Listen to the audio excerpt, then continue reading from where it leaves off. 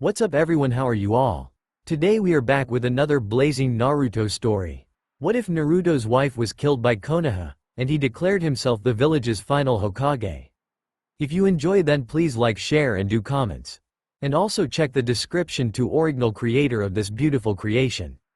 There were clear skies as he looked across the horizon's distance.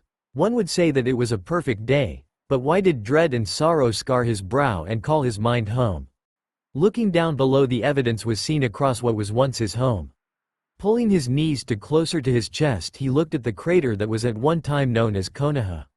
It has been a whole week since he defeated Pain, and the village was slowly rebuilding itself.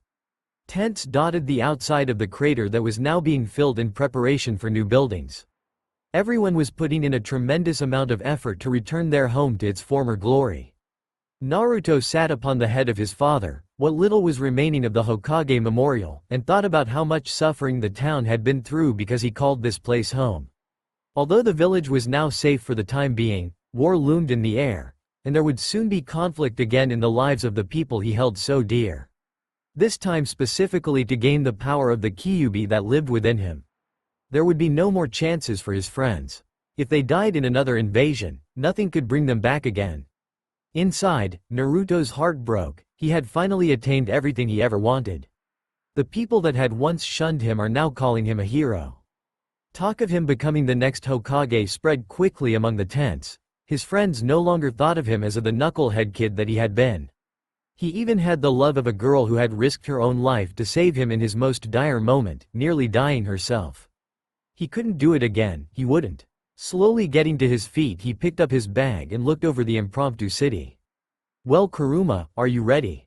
Thinking to himself. In his mind he could feel the Kyuubi stir and grumble. With one last look he turned and started walking, leaving his past behind, not knowing what the future would hold. All he knew is that he couldn't put those precious to him in danger anymore. Deep in thought, Naruto traveled for hours, almost oblivious to the outside world.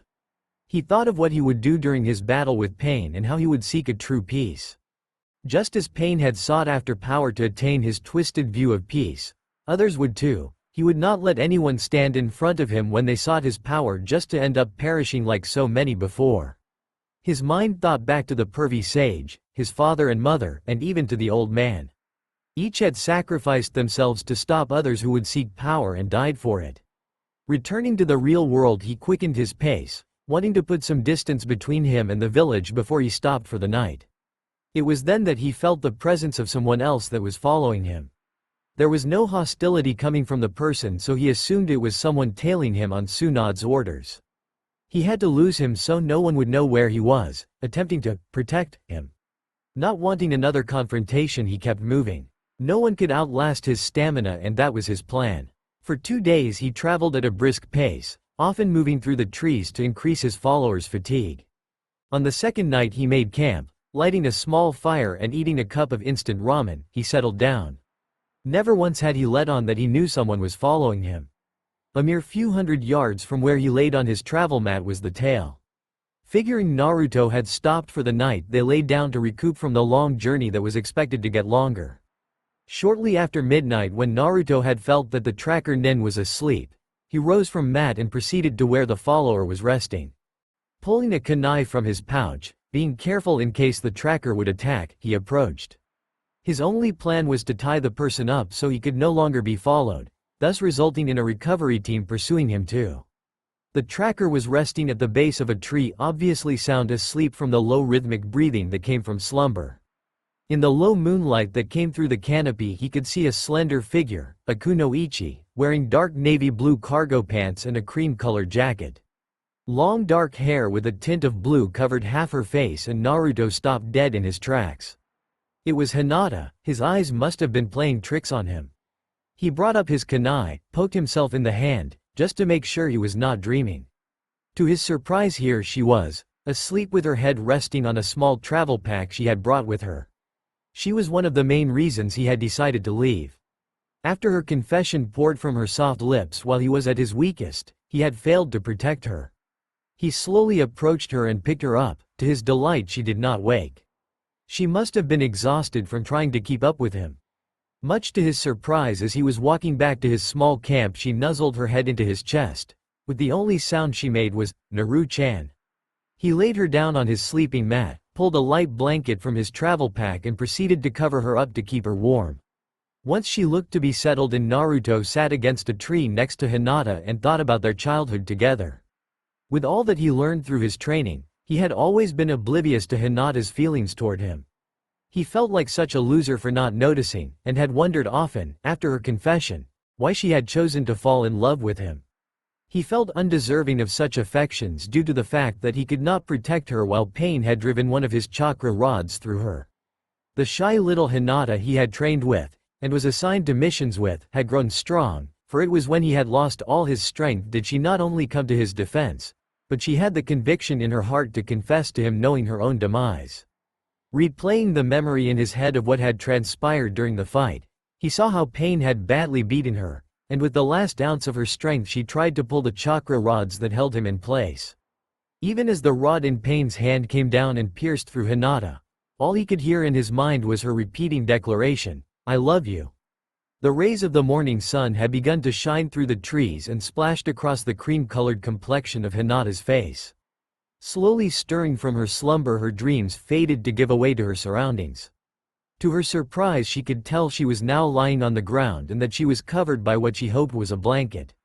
Then full realization was coming to her. She had been following Naruto for 2 days straight before she fell asleep in the nook of a tree.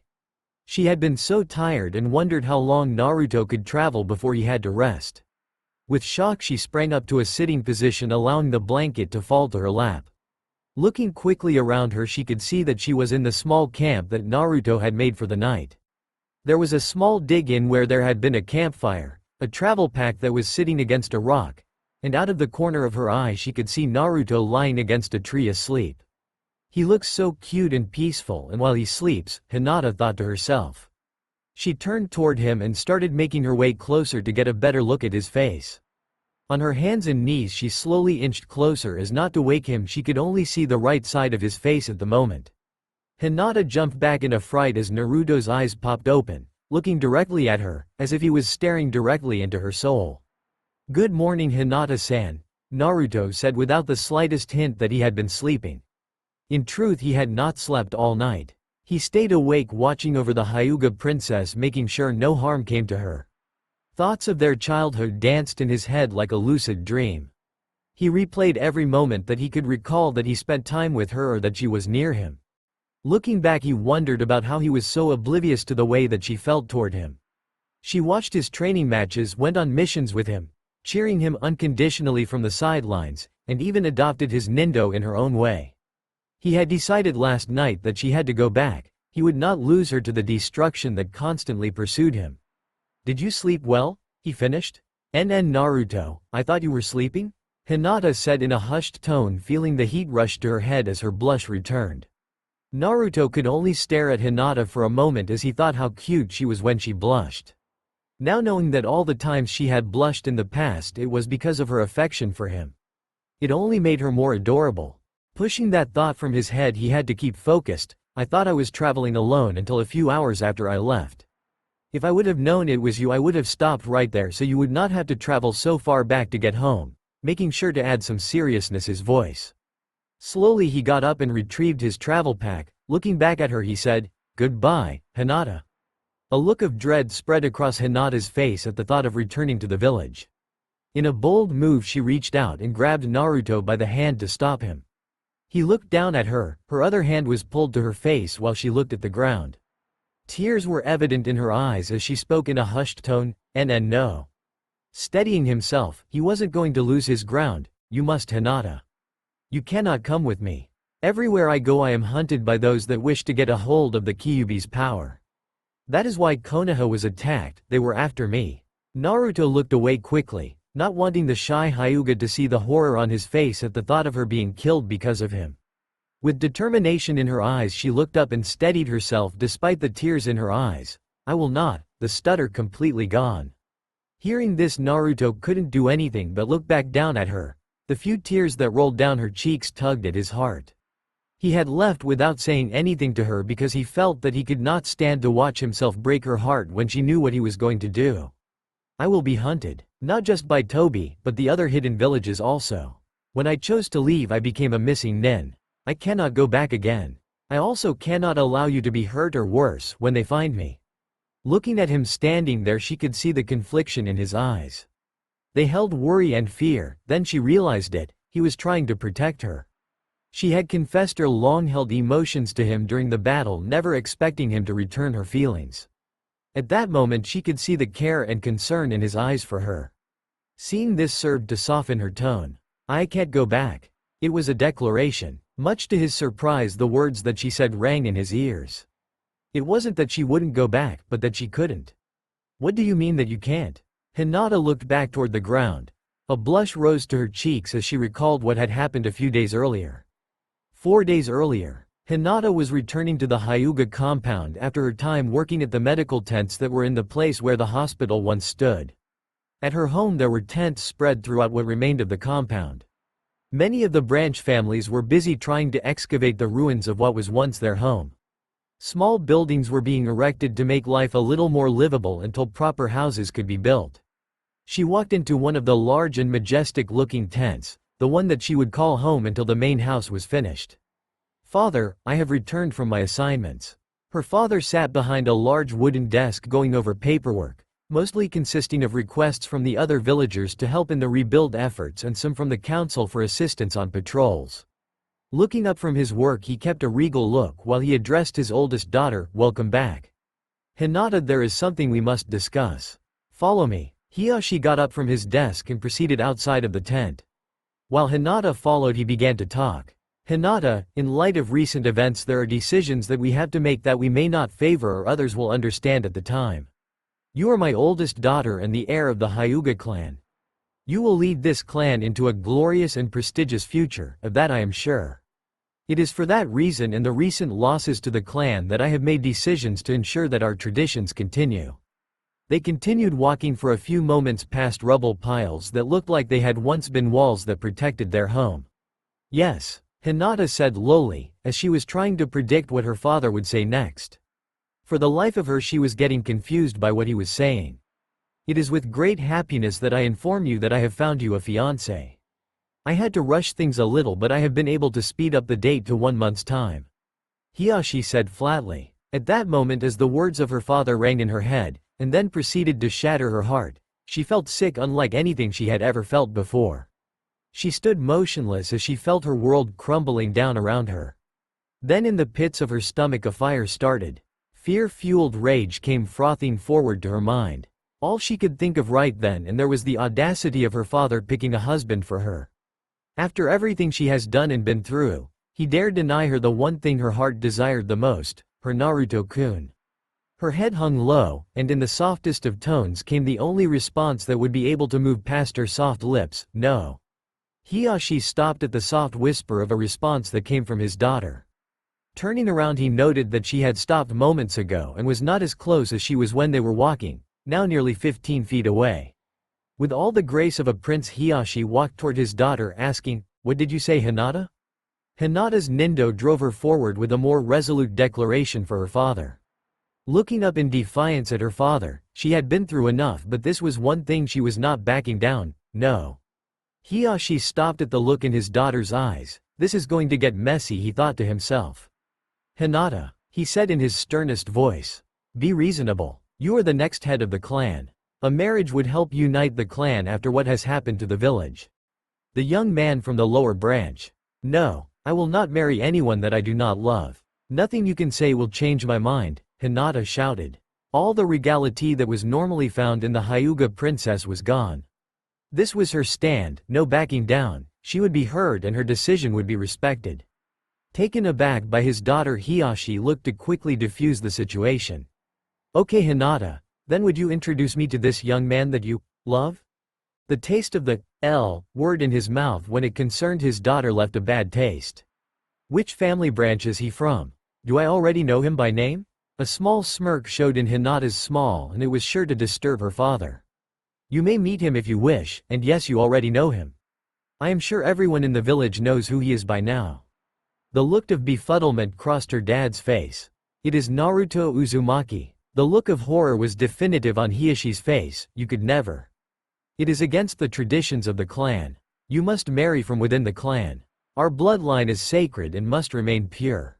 I care not if he saved the people from the village. He could save it 100 times over and I still would not allow it, obviously with a hint of venom in his voice.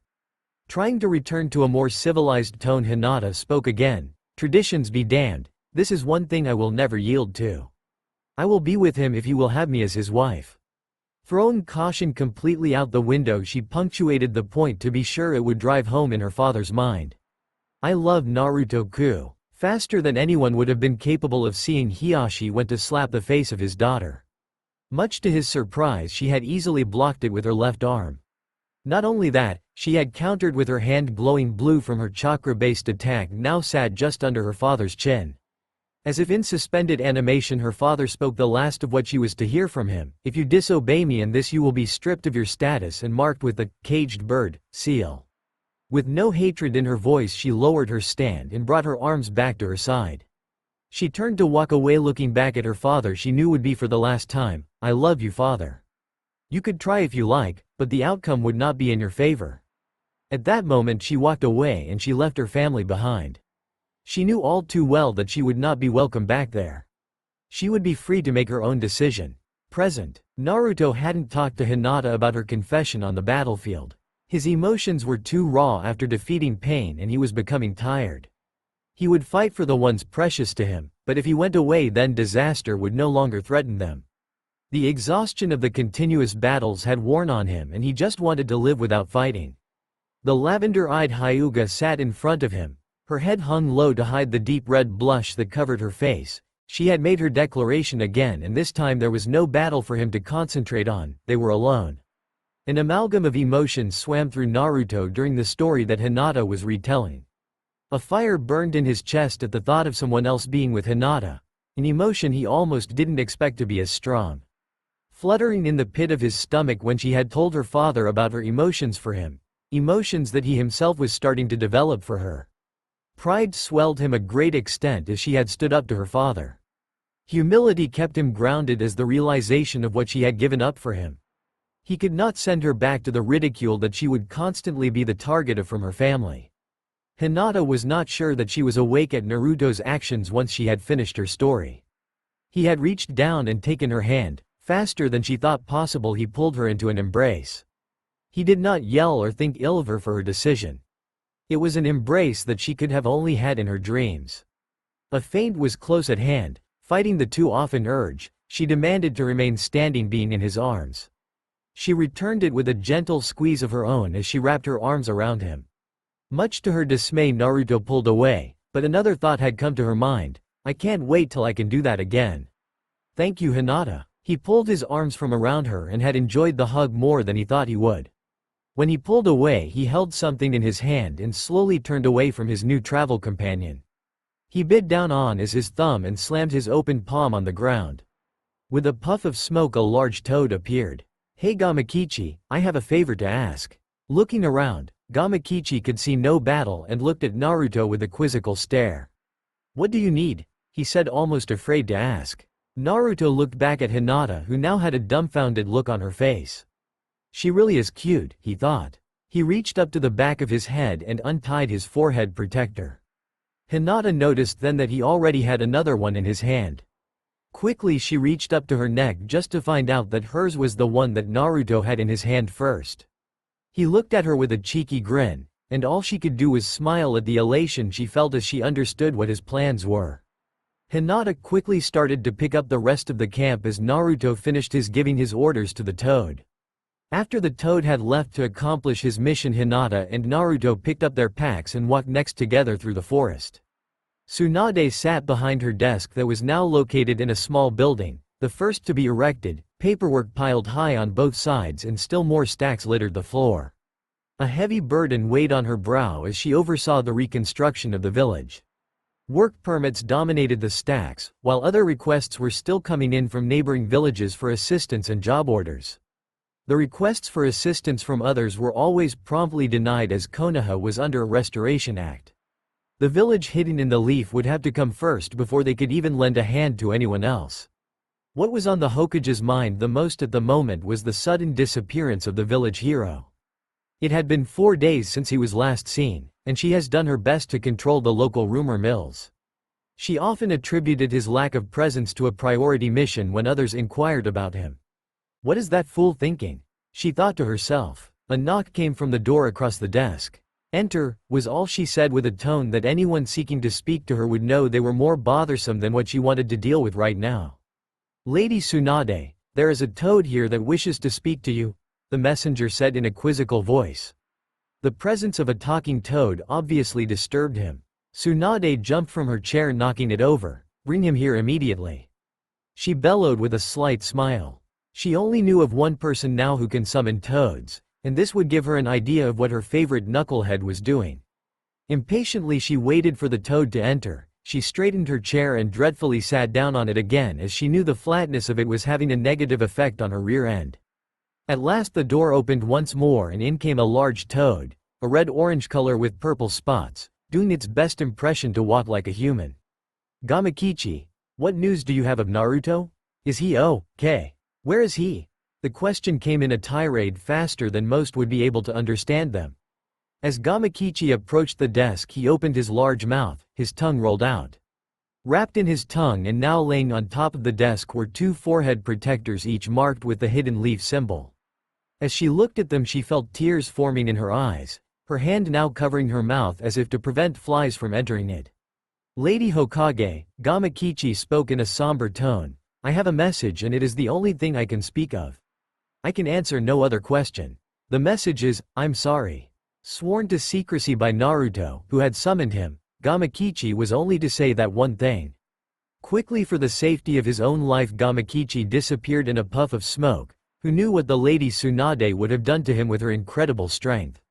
With the disappearance of the toad, Tsunade popped back into reality. The words I'm sorry rolled through her mind.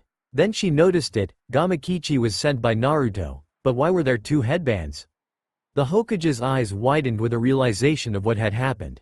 Quickly she grabbed 2 sheets of paper and began to write hastily. The entire time muttering aloud, that selfish, inconsiderate prick, who the hell does he think he is?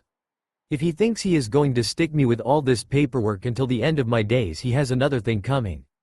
If he survives the beating I give him for pulling such a stunt when he gets back, I'm going to make him Hokage as an added punishment. Finishing her list, she looks down at them to make sure she didn't leave anyone out, only to notice the tears that were now staining the paper. She had been oblivious to the fact that she was crying the entire time. Making sure her face was dry and her emotions couldn't be seen openly, she yelled, "Get in here." An Anbu officer flashed into the room and respectfully made a small bow to the Hokage.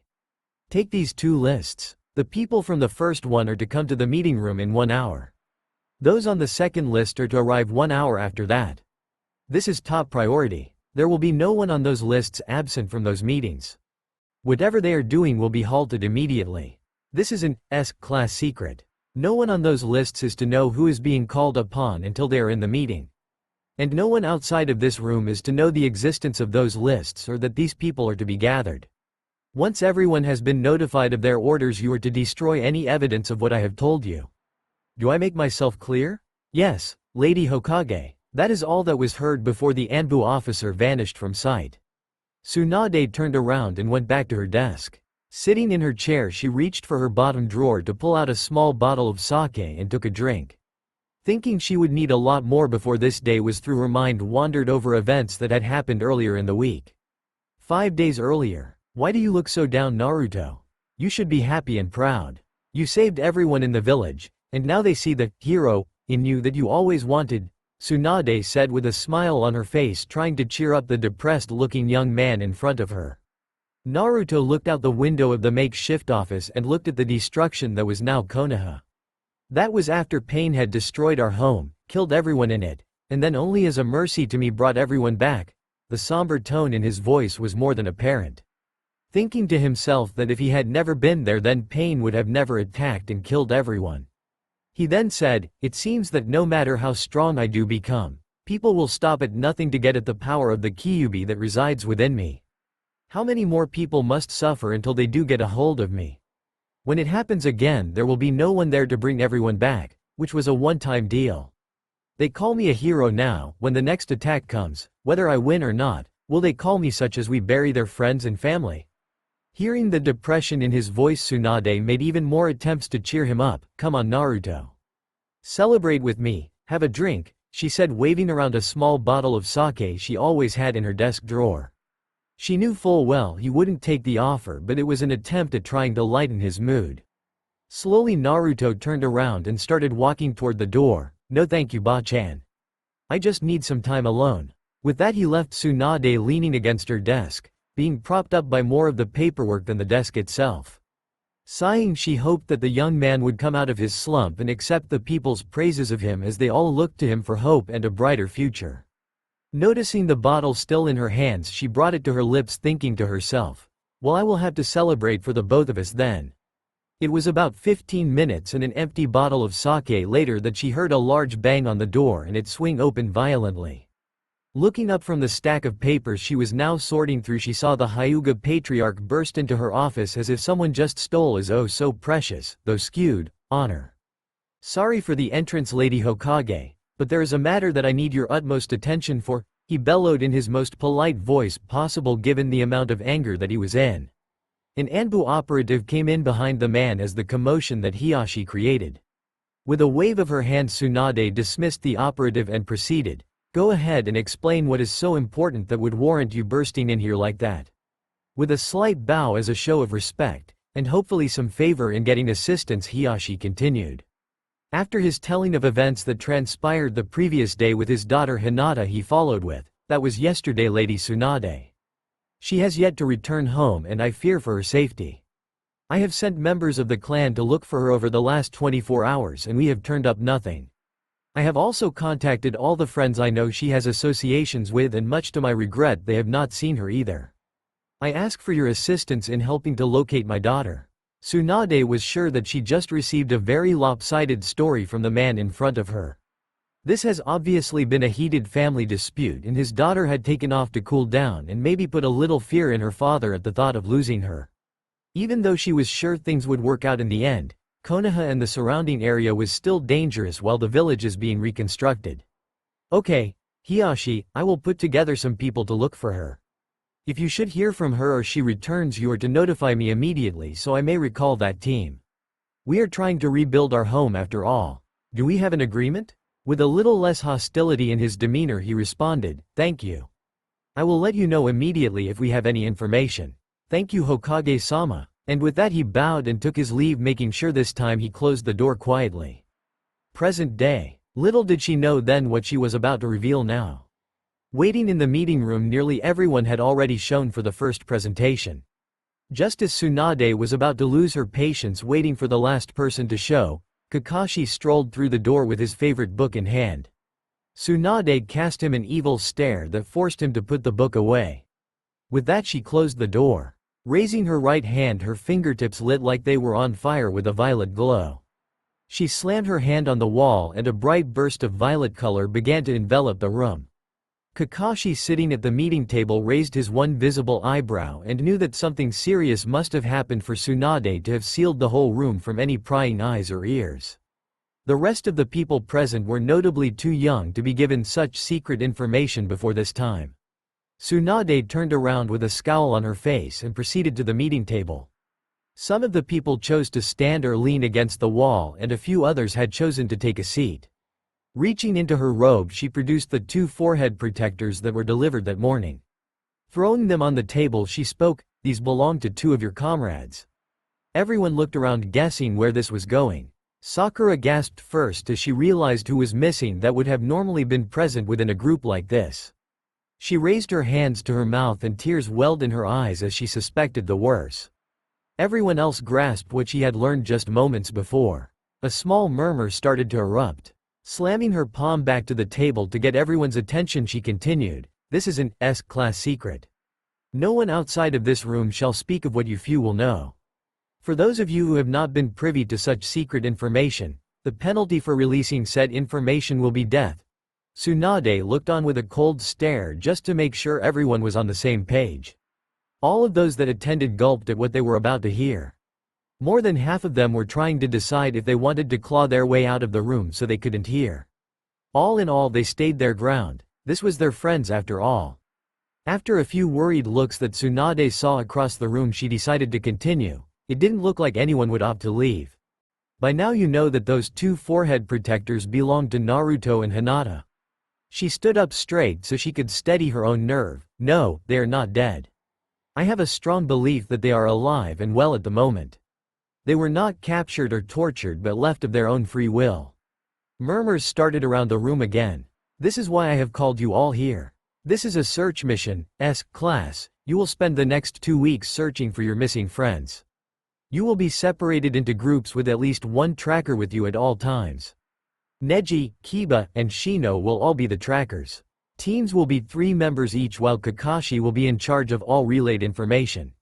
No one in this room is capable of taking Naruto head-on, as we all know, so aggression is out of the question. Remember, these were your friends. They know your styles and your capabilities better than anyone else. You will have to think outside of the box at any hope of tracking Naruto. There was a few minutes pause while Tsunade gathered herself for her next proclamation, one she dreaded to say or dare to imagine. If the 2 weeks are up and we have not made contact with the targets, a declaration will be made that both Hinata and Naruto perished during the mission. Gasps came from the small group and some anger at the idea that they would give up on trying to find them. To bring order back, Tsunade slammed her hand back on the table with enough force to cause splinters to start shooting from one of the legs. Silence, she yelled. From this day forward each of you will have an additional objective in that case. On any mission that you are assigned to, you will continue to gain information on their whereabouts, and that information will be passed to me directly by word of mouth. Neji, I have a great understanding of why Naruto has left. Hinata, on the other hand, is another matter. Although, I can only imagine what has happened within the Hyuga clan, there is definitely a correlation. Since you are a part of this mission and a member of the clan, it is of utmost importance that this does not get leaked to anyone from your clan. You are also charged with handling rumor control for the clan. Any rumors being spread that involve Naruto and Hinata leaving together, or are involved in this together in any way, are to be dealt with. This goes the same for all of you if you happen to hear any gossip in the street. Squash it, this is a misinformation campaign. Looking around with a deadly serious scowl on her face, she stated lastly, there will be no question and answer session for this mission at this point. Kakashi will assign the remainder of the teams. Now if you will all excuse me, my next pain will be in here shortly. Dismissed. With that she turned to the door and removed the seal, allowing everyone to leave. Knowing she had another appointment in a few minutes, she stayed and sat in one of the chairs, rubbing her temples as if that would make the world a better place for her right now. Noticing the forehead protectors were still on the table, she proceeded to pick them up and hide them just as she had before. She didn't want the next group to come in with more questions than she was willing to answer. This matter would have to be handled with extreme delicacy. Just as she readied herself, there was a knock on the door. Enter, she mumbled. In strode Hiashi and a few elderly gentlemen that were evidently from the Hyuga clan, most notably from their pale eyes. As the members of the Hyuga clan sat in the chairs around the table, Tsunade went through her plans in her head to keep this meeting as brief and uninformative as possible. When everyone was seated, she started, Hiashi, you came to my office in a colorful way a few days ago asking for my assistance in finding your missing daughter. Not a sound out of anyone. Good, this should be quick, Tsunade thought to herself.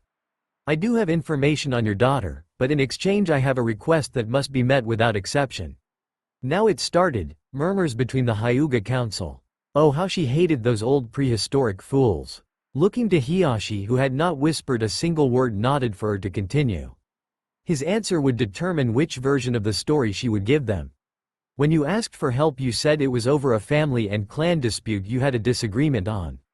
This resulting in her running away from your compound, am I right? Still in his stoic manner, Hiashi nodded again. Then the request is this. I want to know exactly the reason for her disappearance. What this so-called dispute was about. She is one of my best kunoichi and I want the truth in its entirety. No vague answers this time. Hiashi hid his surprise well from the Hyuga council. He knew what game Tsunade was playing. To get the whole story about his daughter, he would have to suffer a little humility in front of the clan for not handling his own family matters. Despite how stern he appears to be, he cares for his daughter with more affection than he is allowed to show in front of others. This is largely due to his position as the head of the clan. To see his daughter home safe and sound, he would do this. With all the regality he could muster, he retold the tale of the last time he had seen Hinata. Tsunade's anger was evident on her face while she listened to the recalled memories of Hiashi. To her surprise, she was not sure which made her more ill-tempered. The way that Hiashi had tried to exploit his daughter without considering her feelings, or the fact that the rest of the council had leaned in closer to Hiashi to grab every morsel of gossip they could deem useful of discrediting him. After the head Hyuga had stopped talking, Tsunade sat for a moment pondering over all of the information. It was then that a smirk rose at the corner of her lips, something that Hiashi must have noticed. He started to look a little more uncomfortable as he saw something in the woman that could be described as maniacal pleasure coming from her eyes. This group of ancient pompous windbags who looked down on a lot of society was going to get it, and she was happy to do it. Tsunade then stood to make sure she got the point across. What you have heard in this room from the time you entered to the time you walk out this building is considered an S-class secret and will not leave this room. You will not discuss it with anyone else. This includes members in your homes, wives, sons, daughters, and member of your family branches including the clan head. It will not pass your lips even upon your death, and in the event that I discover someone has revealed it, death will be the punishment. With that she looked to Hiashi, who gave her a nod with all the meaning of a thank you for not allowing this matter to escalate the tension within the clan. With that being said, no one will act on the information that I am about to share. The penalty for this will be the same. With that statement there was almost a unified groan in the room, as if an 8-year-old just realized they had lost their favorite toy. Tsunade turned around and started walking for the door. Lady Hoka. Hiashi was cut off by the sound of metal clanking on the table. Everyone looked up toward her with bewilderment as to why she would throw 2 forehead protectors onto the table. Before she reached the door she looked back at those staring at her. Hinata is with Naruto. They have been gone for the past 3 to 5 days. I don't think they intend to come back. With that she walked out the door to be accompanied by Shizune, who had a wicked grin on her face that was only matched by the one on Tsunade's. What kind of backwards ancient land do they think this is? Attempting to force a young woman to marry against her will, she thought to herself. She had the last laugh in the end. The one thing the members of the Hyuga Council hated the most, it was to have information that could possibly get them more power and influence but never have the capability to use it. It had only been a week since they had left the rubble that was once their home, and only 5 days since they decided to travel together. Just as Naruto had expected, Tsunade sent search teams to look for them. He wasn't sure whether they were sent just to search and identify or to capture. He was sure capture wasn't possible if it was him they were after. He was surprised to learn that the ones in pursuit were his friends. It was a smart move considering his friends would have a good idea how he would react and how he would avoid detection. This was going to be a challenge, and there was nothing more than a challenge. Earlier, while the two were standing on a large hill that overlooked the forest, Hinata used her Byakugan to see if anyone was trailing them. Sure enough, there were 3 teams of 3 moving in their direction at a considerable pace. Immediately Naruto created dozens of shadow clones, and with a smirk on his face sent them off in the direction of the pursuers. Seeing the look on Naruto's face, Hinata could not help but ask, "Naruto, what are they going to do?" For the few days that they had been together her stutter had almost vanished, with the exception of when Naruto would embarrass her or they sat quietly at night getting ready to sleep. As if on cue from the forest below, guttural growls and howls erupted from what looked like a majestic scene. This was quickly followed by the screams from the people that were after them. Naruto looked down at Hinata, who had an appalled look on her face of what was happening to those people. "Have you ever been to a haunted house?" He looked at her with a wide grin. The thought had just entered her mind that the famous prankster of her childhood struck again. His clones had changed into a wide variety of monsters and ghouls to slow down the trackers. At that moment Naruto's face went blank as he felt the knowledge of some recently dispatched clones flooding his mind. He grabbed Hinata by the hand and turned to put distance between them and their pursuers. Hinata was blushing at the sudden contact as Naruto led her away. There was a sense of urgency in him now, and he soon explained who was coming after them. She was left in shock, now knowing who they had sent. They had been careful to always remain in heavily wooded areas, travel through streams to cover their tracks and make it harder to detect their course or previous location. They had even been without a campfire for the last few nights, in case someone was to stumble upon it and could easily come after them. They soon came to an open field and Naruto came to a sudden stop, Hinata almost running right into him. Hinata jumped back as Naruto whipped around to her with an outstretched hand. "Hinata, give me your clothes," in a demanding voice. It was at that point she almost lost it. Blood rushed to her head and a slight dizziness started to take hold. She had often wondered what it would have been like to be with Naruto romantically, but here in an open field, while their friends were right on their tail. Seeing the shock on Hinata's face, he quickly explained, "I need a piece of your clothing from your pack. Something you have recently worn with your smell still fresh on it." Quickly she caught on. Reaching in her bag, she pulled out a blouse she had just worn yesterday. They had been on the run, never stepping foot onto a path or road. Their initial destination hadn't even been a village or town, so they were not able to wash their clothes as of yet. Naruto did the same, getting a pair of pants that he had worn when he first started the trek. He cut both garments into strips. Standing straight and making the cross sign with his fingers, he summoned more clones. When the smoke had cleared, there stood 12 copies of Naruto. Much to Hinata's surprise, standing next to the Naruto clones were 12 copies of herself. She had never been very good at creating clones of herself and wondered if this is what she really looked like. To her amazement, they were beautiful. She blushed at the thought of Naruto creating clones of her looking so much more appealing than she was. At an instant, her blush turned inward, thinking that she didn't compare to the image that Naruto had of her. Naruto passed out the strips to the clones, knowing that the clones didn't have a particular smell. When he was done with that, the clones took off in all directions to help confuse the trackers. After they had left, Naruto summoned another batch of clones. Hinata had gasped as she saw 6 Narutos and 6 Hinatas, not as they look now, but as though they were from varying stages of their lives. A tear came to her eyes as she saw a small version of herself from the day she had first met Naruto, still in her small little kimono. Seeing the small Hinata, she wanted to pick her up to hold her. She looked at Naruto in bewilderment and he quickly glanced at her with a grin that reminded her of how mischievous he could be. "We may be grown and mature now, Hinata, but it still doesn't mean we can't have a little fun, especially with our friends." With a nod to the clones, they shot off in groups of 2s back the way they had come. She smiled up at him, wishing she could see the looks on her friends' faces when they encountered the younger versions of themselves. Once again Naruto grabbed his accomplice's hand, not noticing her blush, and ran off through the clearing and back into the woods. As they ran, Naruto began to explain his plan. "The clones with our clothing will slow them down. Once they reach the clearing, they will have to stop and try to track which ones are the real ones. Although Kiba and Akamaru are great at tracking by smell, they will have to hunt down all the clones in different directions. Because no one knows the Tajukage Bunshin no Jutsu, they will have to go themselves to look. Even the Byakugan will not tell the real from the fakes, so Neji will be useless as a tracker as long as there are clones of us out there. Shino's bugs could do the trick, but as long as we have a great amount of distance between us and them, that should not be a problem either. The distance will be our greatest obstacle. If I was alone, I could outrun them by stamina alone. I'm just worried at how you will hold up after traveling for such a long time." "Sorry, Naruto-kun," Hinata said softly, although she was happy to hear that Naruto was concerned about her. He slapped himself mentally as he heard the hurt in Hinata's voice from her apology. How could he be such a fool as to let her think that she was a burden to him? "Don't be, Hinata-chan, we are in this together." With that word, together, Hinata's spirits lifted again.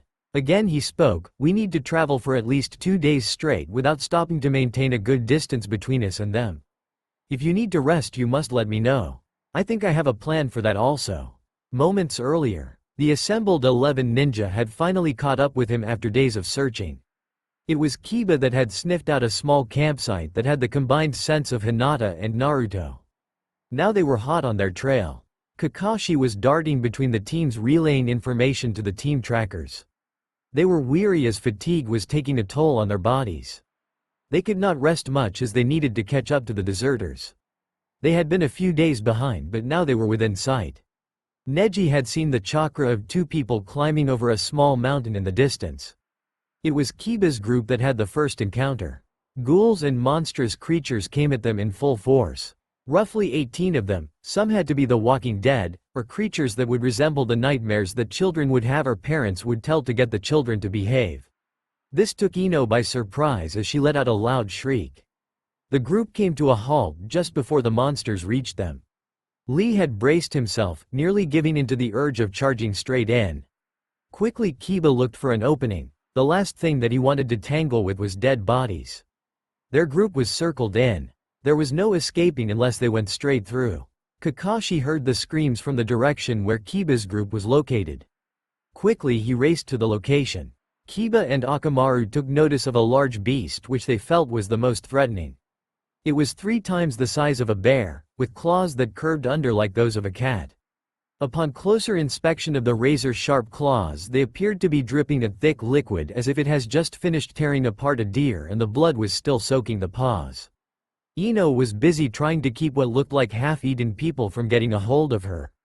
Lee was busy taunting what appeared to be a large disfigured rhino, muttering something about how his youth could triumph over all obstacles.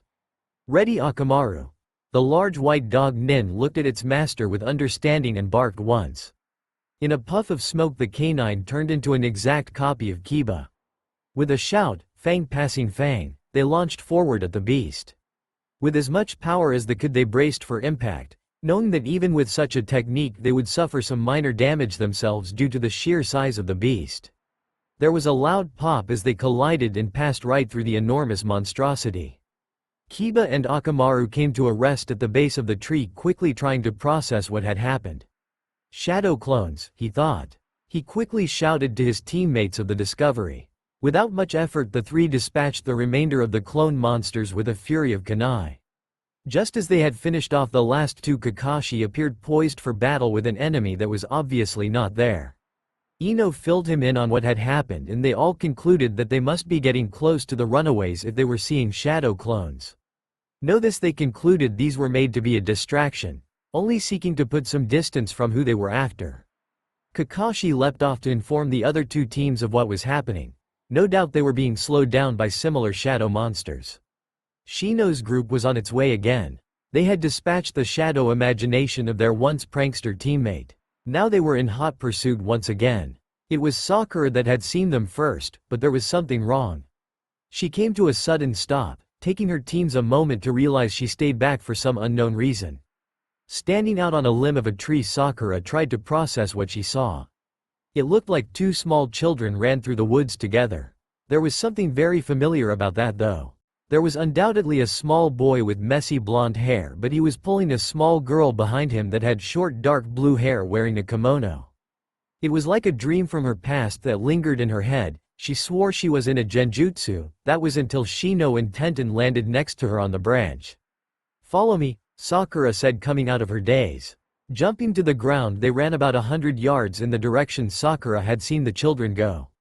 They reached a small clearing in the woods and as it opened up they were greeted by the cries of a little girl. Looking in the direction of the cries they were astounded to find the cries coming from a small Hyuga girl in the middle of the clearing. Tears started to overwhelm Sakura's eyes as she took it all in. It was Hinata when she was around the age of 5. At her feet was the body of Naruto when he was around the same age. His white shirt was torn as he lay unconscious, dirty from a recent beating with blood coming from his nose and a split lip. It was a scene from their past when Naruto had been referred to as the village demon. All 3 stood in shock of the flashback to a time of their lives they would prefer to leave forgotten. They were lost in the scene of the 2 children, feeling ashamed of their part in Naruto's pained childhood, for standing by while watching others take their revenge on him for what had happened years earlier. It shook Sakura to her core as she knew the man that Naruto had become. She had treated him so poorly during their time growing up, thinking of him as no more than a nuisance.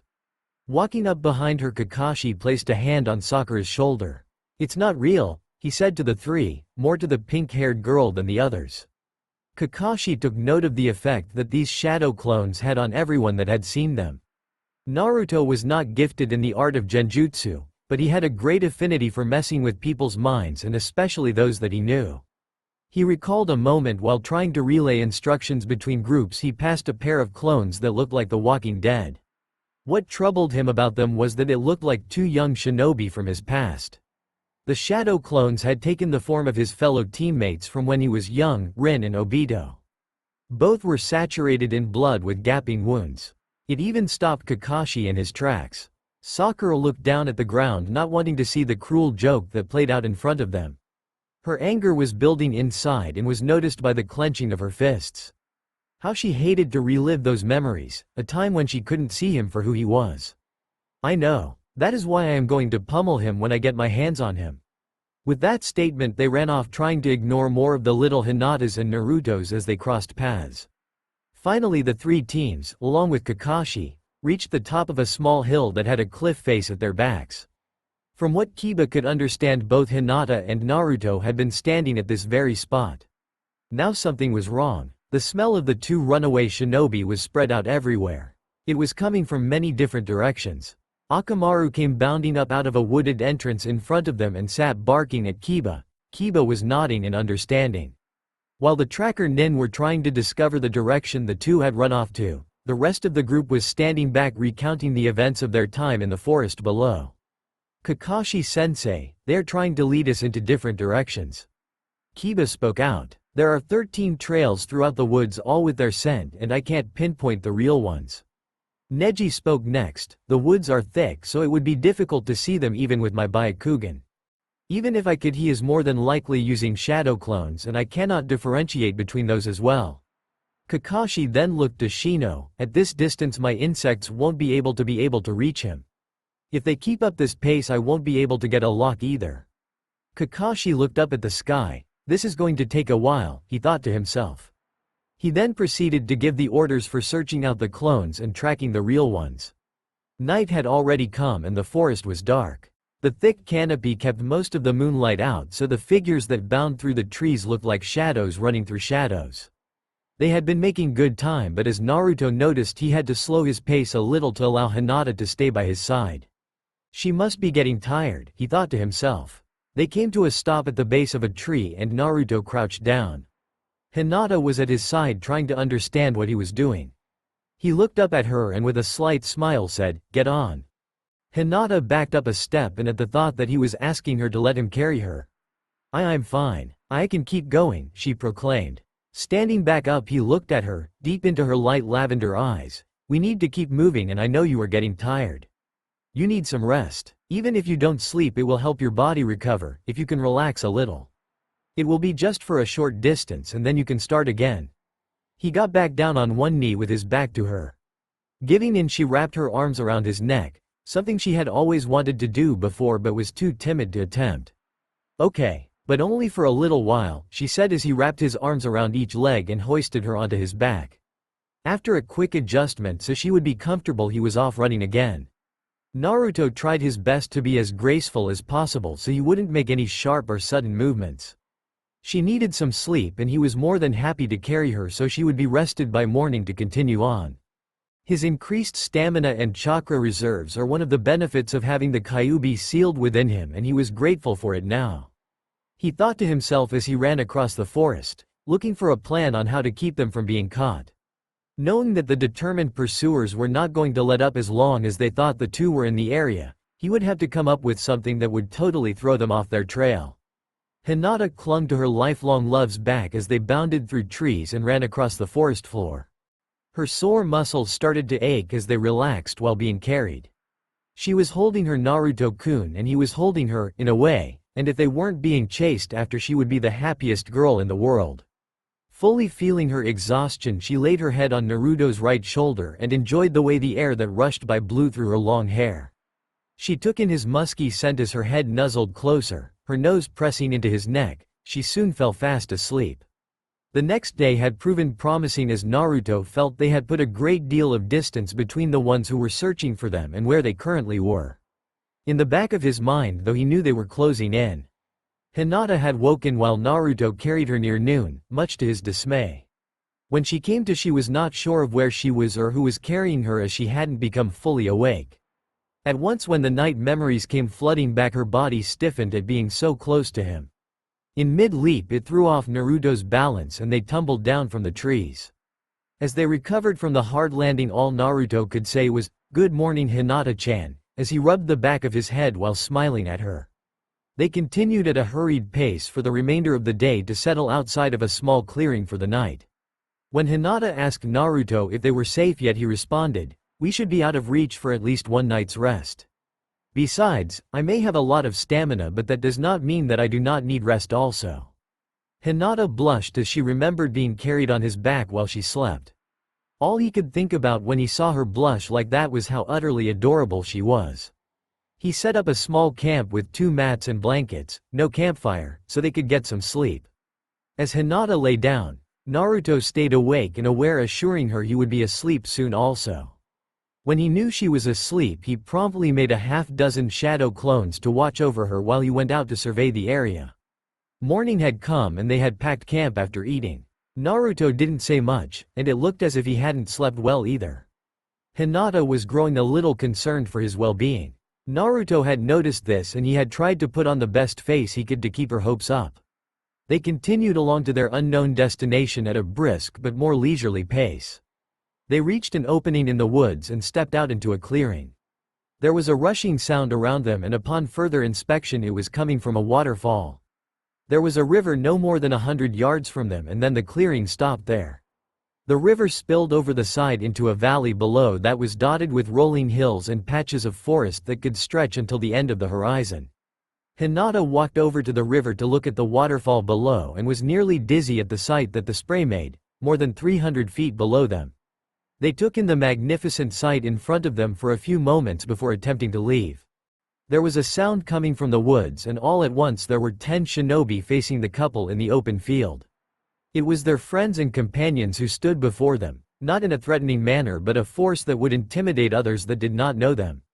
With their backs against the cliff and the rocky end of the waterfall below, Naruto stepped in front of Hinata to protect her. With Hinata just behind his left shoulder, he looked across at his friends. How he hated doing this. "It is because I care so much for them that this has to be done," he thought. "Naruto, what do you think you are doing?" Sakura spoke first. Summoning his resolve to do what must be done, he stood his ground. "We are leaving because we want to be left alone. I am done with everything. I have risked everything to protect those that I care about, and I have asked for nothing in return." From his right he could see a brown-haired Hyuga with his blood trait activated just as he spoke. "Hinata, come here this instant.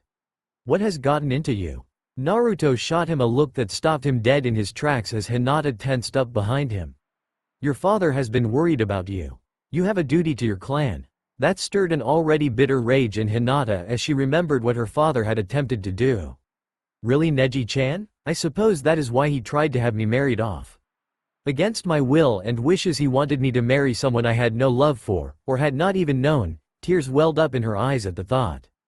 Just to help solidify and unify the clan, he was going to sell off his daughter for political reasons. He even went as far as mentioning how many clan members we had lost, as if I was to be breeding stock to boost numbers.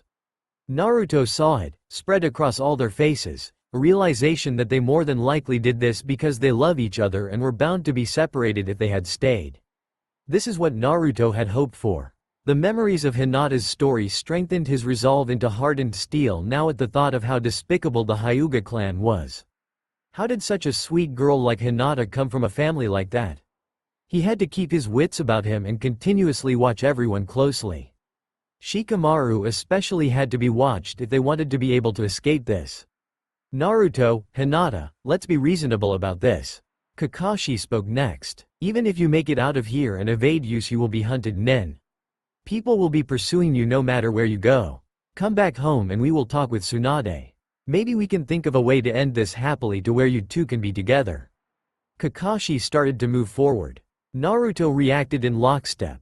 Bringing up his right hand, he created a wind release. Rasen Shuriken.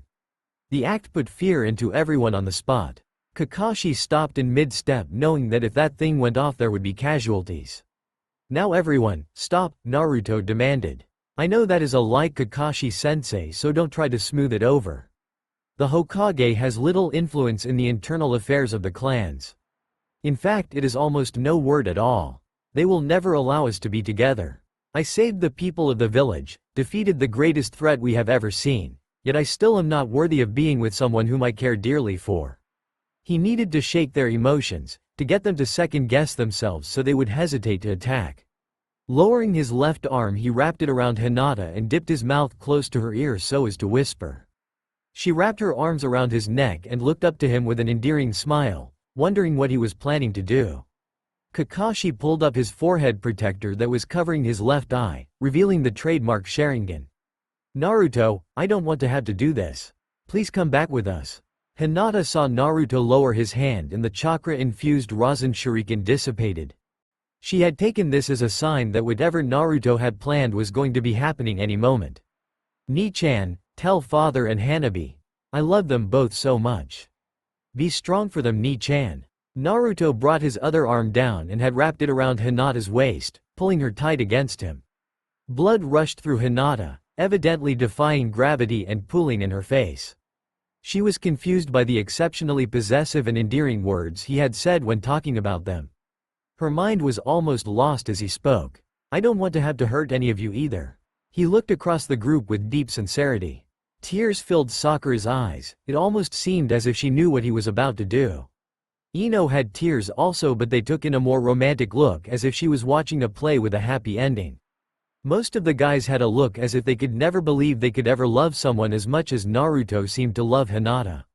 I will protect those that are most precious to me, he said in a somber voice. He looked at Shikamaru to make sure he hadn't tried to manipulate the shadows, but also to give him a small smile. It almost seemed as if time stopped at that very moment. Naruto turned his head toward Hinata and brought his mouth to her ear again. In less than a whisper, more like a breath, he spoke so only she could hear, I love you. Her body stiffened in their tight embrace briefly before going limp.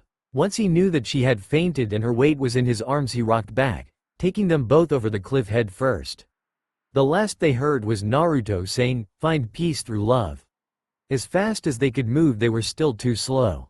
The capture team had now become a recovery team. The ones that could move did so and reached the cliff edge just in time to see blood erupt from the bottom of the falls and start its journey down the river. Shredded clothing and what was more than likely body parts started to move down the river as well. 2 weeks later, in Konoha, it was a mournful day in the village hidden in the leaves. Even the orange and pink sunset failed to cover up the depth of despair that everyone in the village was going through. They had buried what remains they could find at the bottom of the falls along with some of the clothing they had gathered.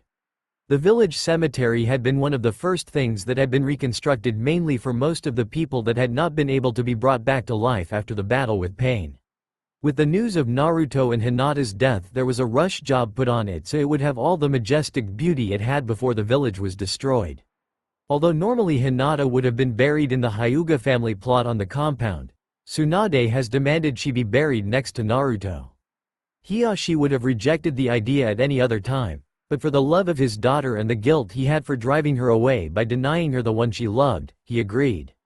For all of Naruto's sacrifices, he was granted the honor of being buried next to the Hokage plots as a testament that he had everything in him to become a great Hokage himself. He and his love lay there in their plots for the rest of time. Of course, no one will ever know what truly happened to cause their deaths, as the truth has been locked away as an S-class secret. The official story as it has been spread throughout the world is that both shinobi were on an S-class mission when they were attacked by overwhelming odds. Many villagers romanticized this into fantasies that the two were in fact lovers and that during a mission Hinata had been injured. In the defense of his soon-to-be wife, Naruto gave his own life to protect her. As his dead body laid there, she slumped over his chest and died there on top of him from a broken heart. The services were over and the people in attendance had already left, trying their best to get past the horrible events of the day. There were 2 exceptions though, as evident by the pink-haired girl that was still slumped in front of the side-by-side plots. Sakura sat there on the grass with her head hung, staring into her black mourning dress, one that she thought matched how she felt inside. She sat there and sobbed even though there were no tears present on her face. Her body could no longer produce them and her eyes burned for it, but the pain in her heart was too great for her to notice. On a not too distant wall sat a spiky white-haired shinobi looking over the crying girl. He would glance back and forth at the graves in a slow disbelief. Not because his pupil had died, or the cover story that was used to hide the truth from the world. His disbelief wasn't even in how much Sakura was showing her feelings for the deceased teammate when she never really showed it before. His disbelief was that not only did he live long enough to see his own sensei become Hokage and then bury him, but now he buried the man's son, Naruto. A soft moan came from the darkness. A single soul stirred with its senses, reaching out for any information of the environment. Pale lavender eyes popped open as memories came flooding back. She tried to sit up from where she had been laying, only to find that there was a weight laying across her. Her eyes were quickly adjusting to the dim light as she tried to reach down to find out what was on top of her. She found that something had a hold of her hand with a firm grip that she couldn't free herself from. As she lay there waiting for her sight to return as normal as possible, her mind fluttered back to the last things she remembered. They were standing in front of their friends, their backs against a sheer cliff, and a waterfall that crashed into the rocks more than 300 feet below them. She had her arms wrapped around her childhood love as he held her tight against him, much like she thought lovers would. The last thing she could recall was Naruto whispering in her ear in a husky voice, "I love you." She slowly turned her head around, taking everything in. Everything was slow and calculated, not knowing if she had been captured. She was in a cave and there was a dim light coming from a far-off corner. Laying on top of what appeared to be a cot, she looked down to see if she could free herself from the restraints. The moment she saw the blonde tuft of hair, she was not sure if she ever wanted to be free of what kept her down. Her hand was being held in his and it seemed that he wasn't ever going to let it go. A warm feeling stirred in her heart. He had laid a blanket over her and must have fallen asleep, when she had fainted, while sitting in a chair at her bedside. She lifted her free hand and tried to brush the hair out of his face so she could see him better. She couldn't help it. Just as she touched his cheek, he stirred. Sitting straight up with such speed he lost his balance and the chair he had been in tipped backwards with him in it. A loud thud came as he hit his head against the cave floor. Hinata brought her hands to her mouth and let out a soft giggle. Quickly he recovered himself, and upon hearing her giggle he got onto his hands and knees with his head nearly to the floor, in a most unusual bow. "I'm sorry," he said with a squeak. He was sorry for more than one thing at that moment, but he was waiting for a pounding once she realized what he was talking about. She looked at him, puzzled at why he would be doing such a thing for just merely falling asleep with his head resting on her stomach. Then she noticed, the heat in her heart turned into a fire that burned her entire body. Her face turned as red as any of the juiciest apples one could imagine. Under the blanket she could feel the fabric of the cot against her skin. Her clothes had been removed save from her lace bra and underwear. Sound could not escape her mouth and air was reluctant from entering it. He had undressed her before putting her on the cot. Smoke could nearly be seen coming from her ears as her mind went into overload. He had seen her nearly naked body, but why would he do such a thing? Naruto looked up in surprise when no harm came to him. He quickly saw the embarrassment and distress that played across Hinata's face. "Your clothes were soaked and you started shaking really bad," he said, trying to justify what he had done but felt more like a pervert nonetheless. "They're dry now." She quickly came to her senses at the idea that she had been soaked in water. The waterfall came to her mind. Had they fallen to their deaths? She put that thought into the back of her mind as all she wanted to do was regain some of her dignity back. She couldn't do that laying on a cot, nearly as naked as the day she was born, with only a blanket keeping Naruto's eyes from seeing her body. In a hushed tone she said, "Can I have them back now?" It took a few moments for Naruto to register her request, and at once he stood up and placed the chair next the cot once again. Why yes," he said with a stutter. As he walked over to a small table pushed against the cave wall, she almost giggled at his stutter. Knowing that even though this was a very embarrassing moment, he probably felt like a cad or pervert for doing what he did. The redness did not leave her face, but she was beginning to think it sweet of him for trying to take care of her. He returned moments later and set a neatly folded stack of dry clothes on the chair next to her. "Here you go," he said in a shy voice. He walked off. "I will be right down here," to give her a little privacy. Naruto walked down the natural corridor to the opening of the cave. A look of dissolution swept across his face as he watched events taking place in front of him. It was not long before Hinata made her way to the blonde while he was leaning against the cave wall looking out over the world. Lost in thought over all that had happened in what seemed like just a few minutes from then until now. Emotions ran high and raw with Naruto's words from when they were standing at the top of the falls. As she walked closer to the edge of the cave, she saw a sight that sent her grip on reality nearly over that same edge. Naruto put out his arm to catch her from spilling out of the cave and into the watery rocks below. Just then she remembered he was standing there, seeing what she saw. "We really are dead, aren't we?" she said in a low, panicked voice. Her clothes lay scattered and torn across the river beach with what could only be described as parts of her body. Blood still stained the sand and was a stark contrast to the clear blue river water that lapped at it to wash it all clean. Then she saw bits and pieces of Naruto's clothing in with hers and knew more than likely some of the body parts were also him. Naruto looked over to her and had a cheeky grin on his face. "Yes, we are," is all it took to bring Hinata's attention back to him. Looking back at his past friends recovering the pieces that had once been their bodies, he said almost jokingly, "Not the way I ever pictured I would die. I always thought it would have been in a great battle where all that the enemy could do was overpower me through sheer numbers and still I would have nearly killed them all." He looked back at her and her face did something he had never seen in his life. Normally her face would blush and you would see the blood rush to her head. Now it looked as if all of that was turned off and her pale skin was drained of every last drop of life. It was only then that he erupted in laughter and her face lit up with shock. It took a moment before he regained control of himself, and by that time when he looked at Hinata he could see a hint of anger in her eyes as if she thought he was making fun of her. With the realization that she was upset he went to explain, "Those dead bits down there will be known as Naruto Uzumaki and Hinata Hyuga. Although we are standing here right now. I set it all up last night as you were sleeping. This cave is an interrogation hideout that Jiraiya used for the Konoha spy network. During my 2.5 years away training we came here a few times while he was working. This cave has a seal on it that doesn't allow prying eyes to see or hear inside. That is why our friends below cannot smell, sense, or even seize us. Even Kakashi's Sharingan cannot see through this seal. Last night I took our last sets of clothes and came here.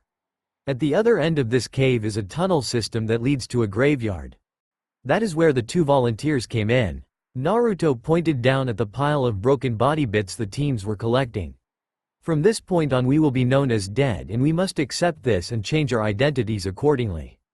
Hinata remained quiet as Naruto explained things to her, just letting it seep in, as she watched her once loved friends down below.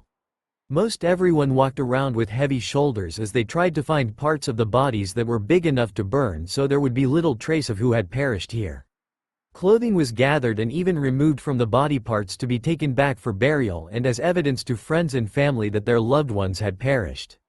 Off on the grass, more near a tree line, is what appeared to be a pink and blonde mound. Right away Hinata knew that it was Sakura being held and comforted by Ino. Sakura looked like she had been crying for hours. Then the strangest thing drew her attention at the scene below.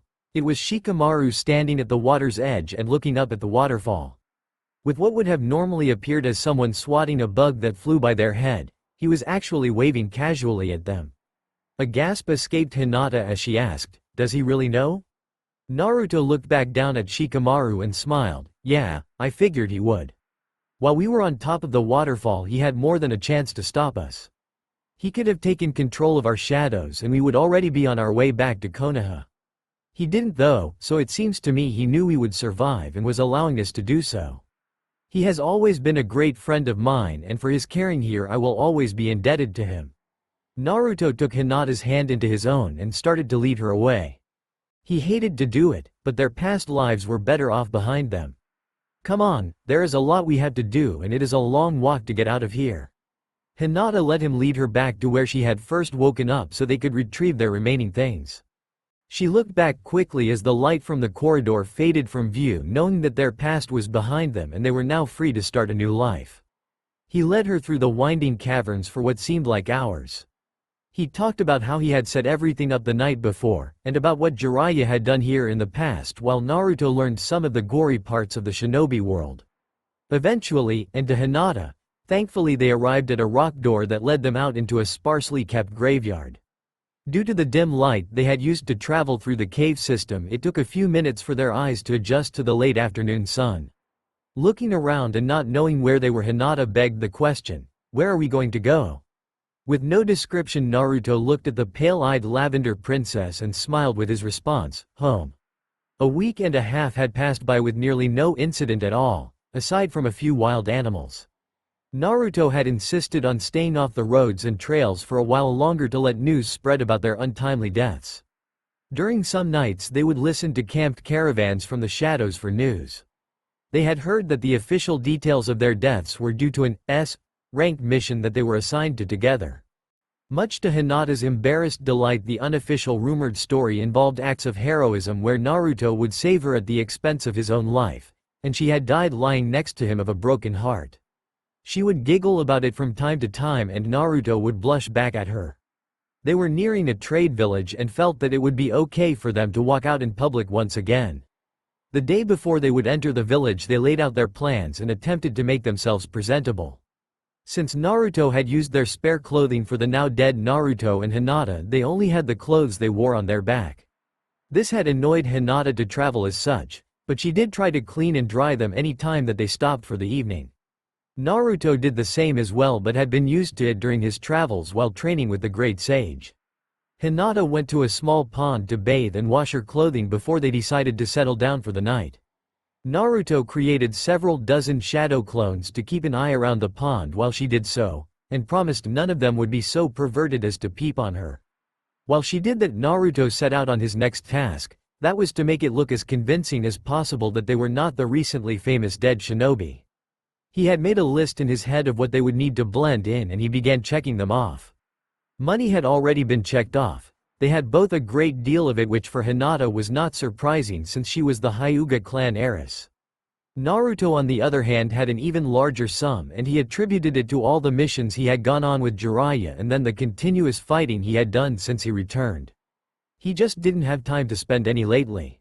Next would have been supplies, but for all the time they were on the run and in hiding, those had amounted to nothing, something they would have to rectify once they were in the village.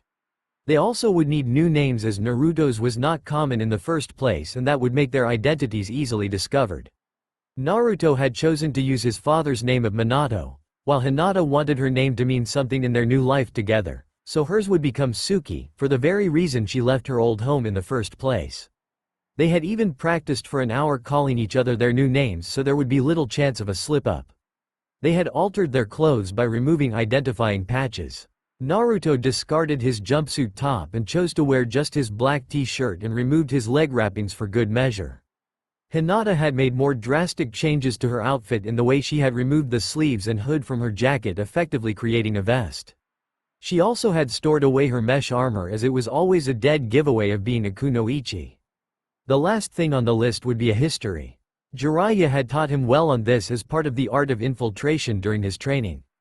To integrate into a crowd or an established group, you have to have a plausible and believable reason for being there. With a little thought, he went to work nervously.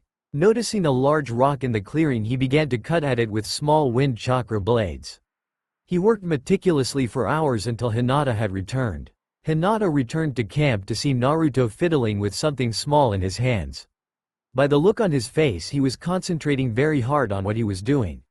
Naruto knew that she was there as his clones had dispersed and passed on the information to him. With a happy and satisfied look, he finally gazed at Hinata. Hi Nata-chan, can you come here PP please? She started to walk over and noticed his stutter, something she was all too familiar with herself. Then she noticed that his coloring had become pale and he looked like a ball of nerves wound up tight. From a sitting position, Naruto took Hinata's hand and steadied himself, thinking. This was only to blend in, like a mission, nothing else. Then why am I so nervous to do this? Before he lost his nerve, he quickly fidgeted with Hinata's hand and reluctantly let it go. Upon raising her hand up to see what he had done to it, she fell to her knees in disbelief. On her left ring finger laid a dazzling ring. It was not made of metal but of a dark purple crystal instead. It was intricately cut with a precision she was sure only a master jeweler could attain. She could feel the smoothness on the inside as there was no discomfort from it and it fit her finger perfectly. On the outside there was markings and engravings she couldn't quite grasp in the darkening sky. In the top of the ring there was a deep impression cut into it. It was the shape of a whirlpool and Uzumaki. She then glanced at him and the nervousness in his eyes, something shone in her own eyes. Looking for where the light came from, she looked down at his hand and saw an almost identical ring, a little wider though, in the same place that hers was. Tears flowed from her eyes at an unimaginable rate. He had made her cry, something he never wanted to do. He never wanted to see her cry. He stood up and began to walk away, feeling sorry for what he had done. I'm sorry Hinata-chan. It was stupid, I know. I thought we could use it as a cover story in the village. A young married couple traveling isn't that out of the ordinary. We'll think of something. She quickly processed what she heard him say and that they were going to use marriage as a cover for why they were passing through. It was not exactly what she was hoping for, but she was happy at the thought nonetheless. As he walked away, she heard him say something about changing the idea and she leapt to her feet and ran to him before he could finish his sentence. She embraced him from behind, wrapping her arms around him. Tears still rolling down her cheeks. I think it is a great cover story. I am sorry I worried you with my tears. I have never been given something as beautiful as this in my entire life. Thank you, Naruto-kun. He wasn't purposing to her, but she could live with the idea of being his wife even if it was only pretend. The idea of him actually meaning it sometime in the future lifted her spirits even more. Happy that she appreciated what he had given her, he suggested they get ready to retire for the night as they would have a busy day tomorrow getting supplies and resting for the long trip ahead. Both were fast asleep as the night got late and started to become early morning. In the bushes not far off, while at a slow pace, 4 figures started to enter the camp. They took note of the young woman that was lying on a sleeping mat and thought of the money they would receive for selling her in the trade market, after they had their way with her first. A few feet from her was a young man with bright blonde hair also asleep. They considered him expendable and moved in to make it so. One man raised a large sword above his head and brought it down point first into the blonde's chest, right where the heart would be. Just then a loud pop had awakened Hinata from her slumber. Even a little blurry-eyed, she could see 3 men standing over the mat that Naruto had been sleeping on. There was a sword impaled into the ground. As fast as she could, she got to her feet and took a stance to defend herself against their attackers. As they rushed, she sent her chakra to her hands while activating her Byakugan. The one that reached her first would be the first to drop for the night. With amazing reflexes, she struck him in the right shoulder and left leg simultaneously. Her next 2 strikes caught the same man in the left shoulder as she ducked his swing at her with a follow-up strike to the neck. The strike to the neck sealed the deal as it disrupted his chakra flow to his head and severed the veins in the spine at the same time. If he was a trained ninja, he may have survived. As the second and third man approached, she swept the closest to the ground, and upon coming up she brought her arms back and pumped enough chakra into her hands that they started to glow. Just as she was about to leap forward and strike the only one left standing at the moment, a set of arms appeared out of nowhere holding her arms behind her back. One arm had restrained her too, while a hand had pulled her hair, forcing her head back. This caused an immense amount of pain, disrupting her concentration on the chakra she was using in her hands.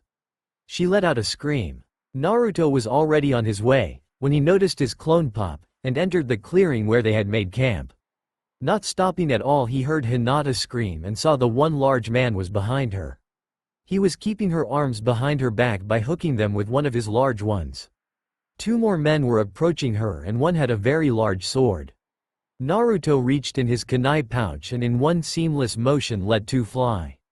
The kunai flew through the air at blinding speeds, soundless until they hit their mark. One had hit the base of the sword with a loud clank, forcing it out of the man's hands.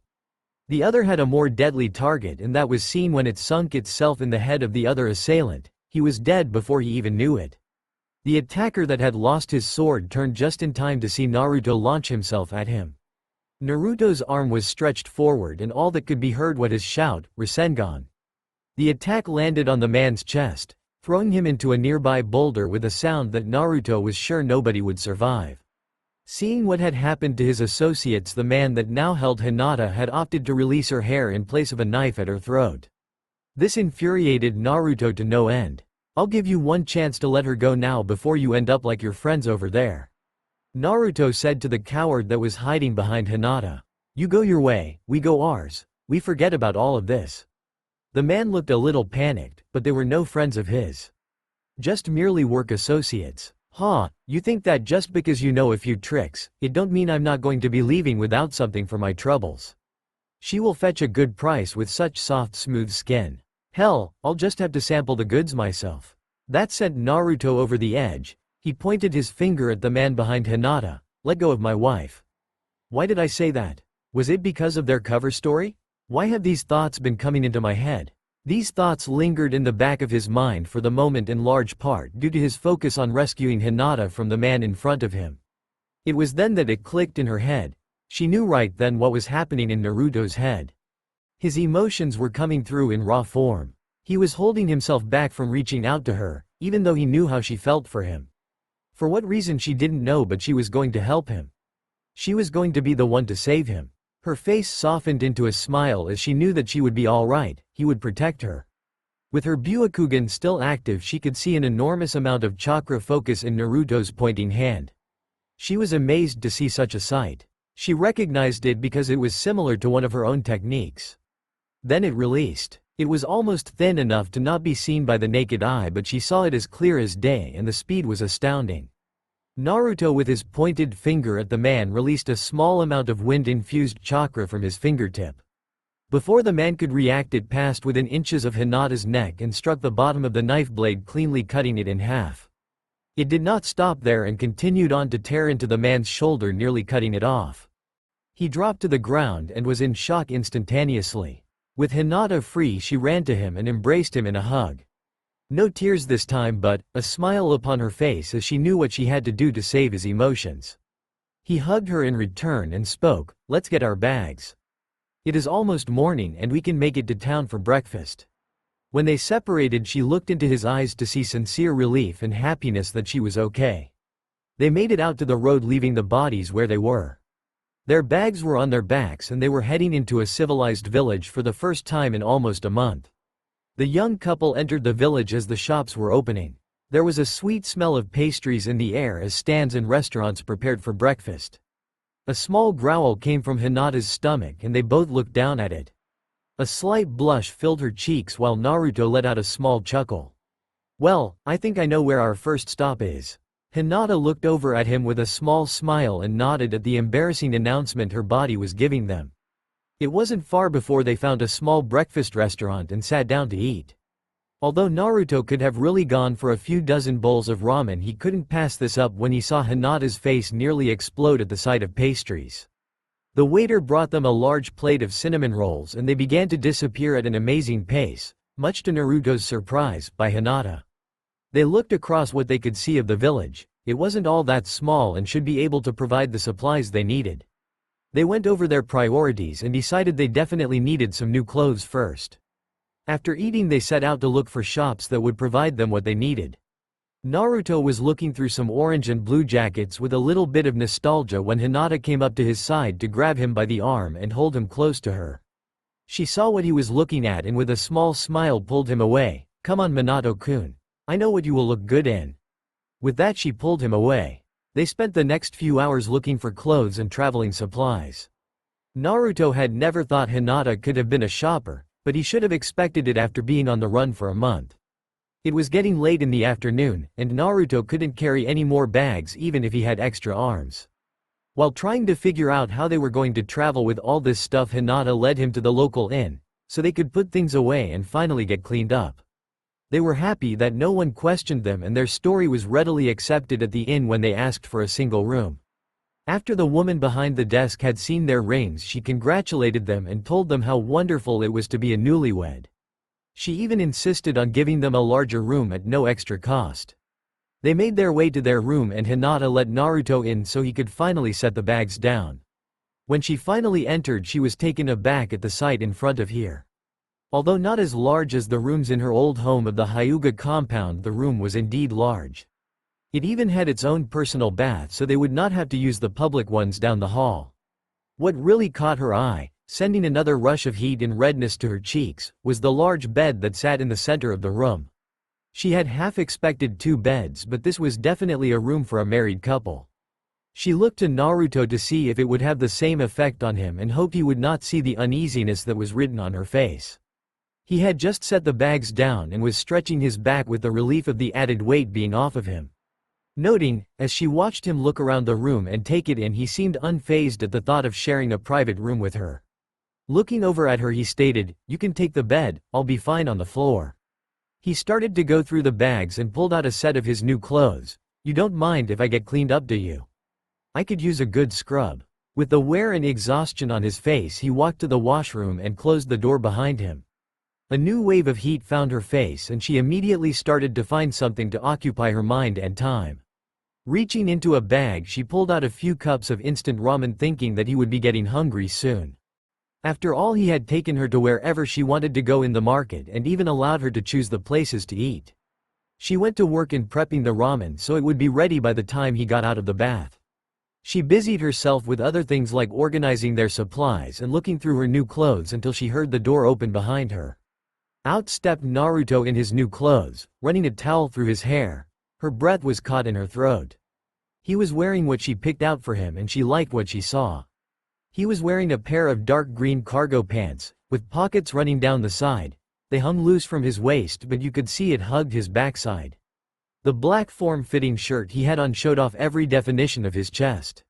He was well chiseled from all his time training, with muscular arms that were normally hidden by his orange and black jacket he left behind. She could even see the definition of his abs. Then the shirt tapered off loosely until it hung just below his waistband.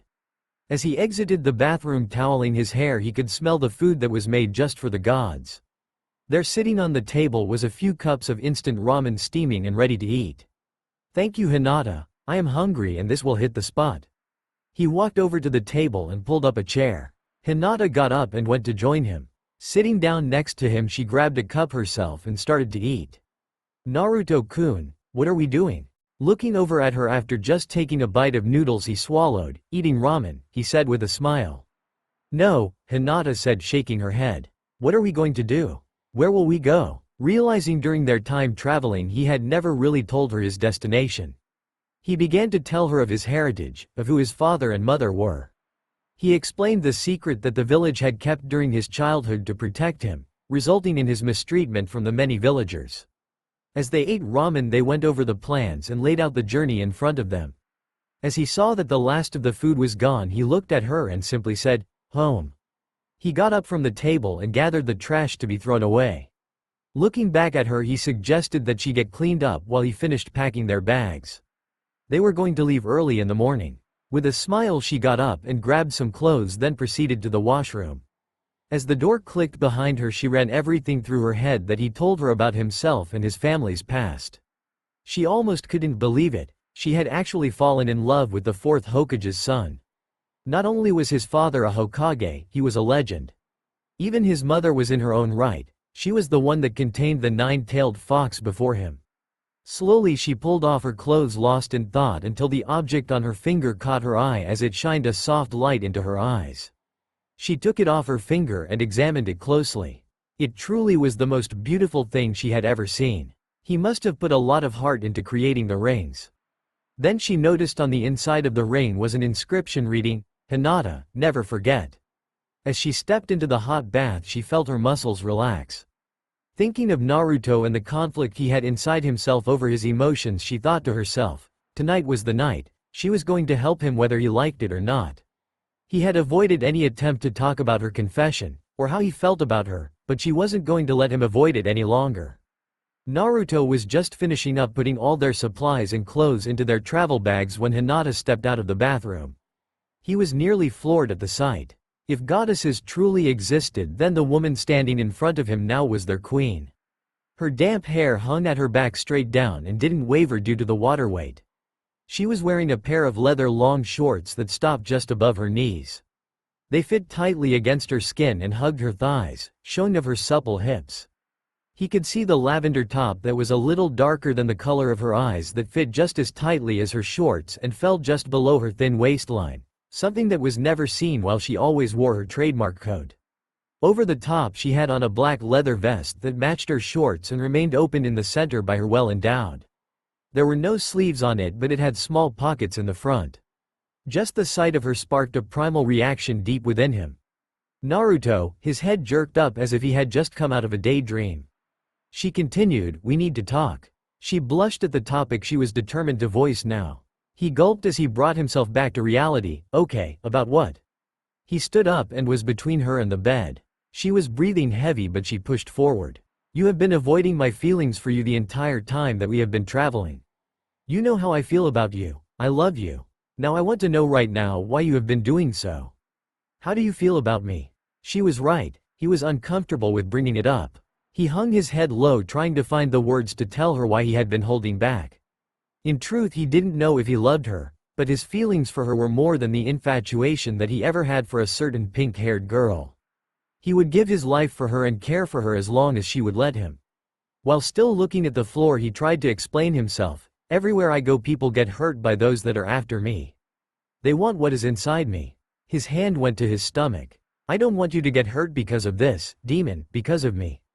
With sternness in her voice, she was irritated by the poor excuse. That is not your decision. If I get hurt from standing by your side, for loving you, I would be happy for that pain. The pain I would feel to have never loved you would be greater than any that someone else could inflict. But the Kyuubi, the demon, is part of me. How could you love someone that is a demon? This was his rationale when it came to love. That because the demon fox lived in his body, it made him part demon as well. She raised her hand to his cheek and in her soft voice, all I see is the kindest, most caring person I have ever known. You have protected everyone you could while never asking for more than just to be acknowledged. That does not sound like a demon at all to me, but the making of a great man. He looked up into her eyes and steadied himself. If he would choose to care for her as more than just one of his precious people, she would have to see who he truly was. He looked up into her pale lavender eyes he could lose himself in for the rest of eternity. May I show you? He said. She looked at him strangely as if she wasn't sure what he was talking about, but she nodded with trust just the same. His hand rose to the side of her face and he closed his eyes. It was an instant later that darkness took hold of her. She stood there in darkness and looked around. It looked like she was standing in a flooded tunnel. Water came up to her ankles. Naruto was standing next to her holding her hand, and she blushed at the thought even in this strange place. He looked at her and led her down the tunnel. Soon they came to a set of cage doors. On those doors was a paper seal and the area was dimly lit. He looked at her with his head half hung. I'm sorry. Then she saw it. Two large red eyes blinked open and pearl-white teeth shone in an animalistic grin. Kit, welcome back. Have you come for more of my power? The fox said with a throaty chuckle. You even brought me a snack, a hyuga no less. Naruto looked over at Hinata. Hinata, this is Kuruma, the nine-tailed fox. He then addressed the beast in front of him. She is not to be eaten, furball. She means a lot to me. She wanted to see who was sealed in me for herself. So you wish to take her as a mate, young kid? The mention of that situation sent the two observers through a series of stutters and faces so red that they mimicked the demon's eyes. Kuruma continued, do not dwell upon it, young one. I know of the importance you humans place on personal relationships. Your mother came to me for the same reason. I will tell you the same thing I told her. You may think you are part demon because I am sealed within you, but that is not the case. You could never compare to my power or standing, you are only human. Just because a jar contains water, it does not make the jar water itself. Naruto stood there almost in shock. The fox was acting as if it wanted to be kind to him. Karuma's reasoning was sound and he had never thought of it that way. Surprising him the most was the fact that his mother had come to the demon with the same concerns. His mother and father had a happy and fulfilling relationship and marriage. Hope sprung into Naruto's heart a little at the thought that he could have the same. Hinata released his hand and stepped closer to the cage doors. She bowed to the beast. It is nice to meet you, Kuruma. The fox was taken aback by the kind gesture. It had been a while since anyone had shown the beast any such mannerisms. And you have picked one with impeccable manners. Well done, Kit. You should learn from her. May I approach closer, Kuruma? Hinata said. With a slight nod, she walked close to the bars and started examining the seal.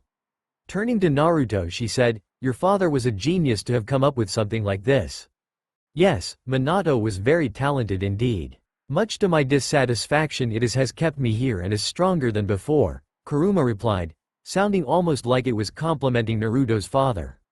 Naruto stood there in amazement as he saw the two interact. He had never imagined that the fox would be so cordial with someone in his mind. Hinata turned back to the fox and bowed. It has been nice to meet you, Kuruma, and I do hope we can see each other again. Would you mind if I came back for a visit? She started to walk back to Naruto's side and there was silence. As she got there, she giggled a little as she saw Naruto was stupefied with his mouth hanging open. She lifted his chin to close his mouth and he looked at her. Can we go now? She said as she took his hand. He nodded again in disbelief at the short conversation that had taken place and he started their drift back to reality. You may come back again, Hinata Hyuga, if you wish to speak to me. is the last thing they heard before they left Naruto's mind. Their eyes opened up at the same time and Naruto started to drop his hands from her face. Just then Hinata reached up and grabbed Naruto by the head. Pulling him close to her, she kissed him on his soft lips, putting all her feelings into her boldest action yet. Taken by surprise, Naruto fell backwards onto the bed, but Hinata was not to be denied, showing that he was the one she wanted, and followed him without breaking the kiss. Naruto gave in and wrapped his arms around her waist, pulling her close to him and deepened the kiss. When they broke the kiss, she looked down at him.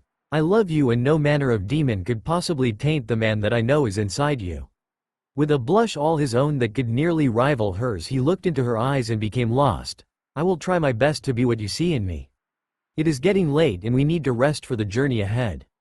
As he started to get up, she stopped him. "Would you mind sharing this bed with me, and hold me?" "Yes, as long as you are okay with it." He laid his head on the pillow and she snuggled up next to him, placing her head on his chest over his heart. While she lay there, he wrapped his arm around her waist and played with her hair. She quickly fell asleep against his warmth and he drifted off with the idea that he could finally be happy, with a family, and have the love he has never experienced before. The Hokage tower has been rebuilt and Tsunade has made quick work of making sure it looks as it did before. There were piles of papers stacked on the desk and even piles against the walls. The Hokage sat in her chair facing out the window. The village was coming along well in the rebuild and was nearly 25% complete. Of course, most of the buildings were homes and small shops, as the larger buildings were going to take more time. Many of the tents that once dotted the perimeter of the now gone crater have been removed as people moved into new homes. The citizens had made it their priority to build the village better than it was before. She looked down at a small patch of green that was in the center of a residential area. The locals in that area had taken it upon themselves to build a statue of Naruto, who had been seen in the park, often to play pranks, in his memory. Given the demand of her position, Tsunade hadn't had much time to grieve the loss of her favorite knucklehead ninja. When she did have a little free time, she thought of the special three that all held the same dream. Her younger brother Nawaki, her long-ago lover Dan, and her great-nephew and godson Naruto had all chased the dream of being in the position she now held. A position she would gladly give up to bring back even one of them at this moment. It seemed people needed her support and strength, but that didn't mean she didn't sometimes have an extra drink or two or three in their memory. After a night of light drinking, Tsunade had wandered outside the newly built walls. There had been a number of raiders and scavengers looking to loot the secrets of Konoha around the area. In a drunken stupor, she walked into one of the looters' camps. By the time the patrols found her, there was a heap of bodies piled up, surprisingly all alive, but she kept three awake, berating them about how pathetic they were in being shinobi. Shizune arrived just in time to see her teacher crying at the three, stating that if they didn't get stronger they will never become Hokage and they would die. She would then switch and slap them, telling them to give up their dream so that they may live. With a little help from Shizune, Tsunade made it back to the village to sleep it off, and to Ibiki's surprise, the largest group of looters and raiders had been captured that night due to one really drunk Hokage. There had been several attempts by foreign countries to send intelligence operatives into the city to assess their current strengths and weaknesses. This was the most pressing threat that they faced. They even had people attempt to find any deception in the rumors that Naruto Uzumaki had died. There was now a guard posted at the burial site of the two recently departed day and night. On a nightly walk, Kakashi had seen someone in the graveyard near the graves. He almost thought nothing of it until he heard someone grunting next to it. When he went to see who it was and what they were doing, he noticed they were trying to dig up what remained of Naruto and Hinata. Of course they were stopped, but that still put people on edge over the whole situation. When they asked Kakashi what he was doing in the area, he claimed to have been trying to do some research, and that was easily accepted as the amount of responsibility he was currently holding was immense. With the death of her longtime friend and teammate, Jiraiya, their effective spy network came to a grinding halt. Tsunade was quickly assessing any possible candidates to re-establish that much-needed resource. Konoha had a lot of enemies out there, and right now they were flying blind without the Toad Sage being their eyes. They had a few temporary Chunin taking the helm, and she had a great amount of confidence in them for their reconnaissance abilities, Shino Aburame and Sai. She knew there would be no problem with Sai taking on the job permanently as he was an orphan and he was already a member of Anbo. Shino on the other hand was a surprise to her when he volunteered for the position, stating it was the best way he could serve his village, and his family was honored for the selection. Sakura sat in her office with a stack of papers, not as large as the ones that would occupy Tsunade's desk, but she now knows how her teacher felt all the time. As the new political liaison to Suna, her workload has increased. Not only did she have to handle the personal relations between Konoha and Suna, but she also held classes in medical training. She understood why Tsunade had sent her. She had been in a constant state of depression since the recovery mission. It is supposed to be a temporary assignment, and she did enjoy the time away from Konoha while she situated her life and emotions. She got to spend some time with the case Kage Gaara. He was a great friend and respected by Naruto, and they often talked about the blonde knucklehead. Shortly after arriving in Suna, Gaara had taken her out personally to show her around the Sand Village. He even went as far as taking her out to dinner, which she felt she had ruined. After the meanwhile talking the night away over their dessert, she broke down in front of everyone in the restaurant. By the look on Gaara's face, she was sure he would have sent her back to Konoha and asked for a replacement. To her surprise, he hadn't helped her the entire time. He always seemed to make free time for her when she needed to talk to someone. It was getting late in the evening and she could only look at the time. She had decided to stay in the office late instead of going to home. She had a late meeting with the case Kage to discuss some personal relations regarding the two villages. When asked if she could reschedule to the next day, he was adamant that it had to be tonight as his schedule was booked for the remainder of the week. It was about 10 minutes before the meeting and she got up and started her way to the 4th floor where Gaara's office was. On her way she wondered how everything was going in Konoha and how much the city had been rebuilt.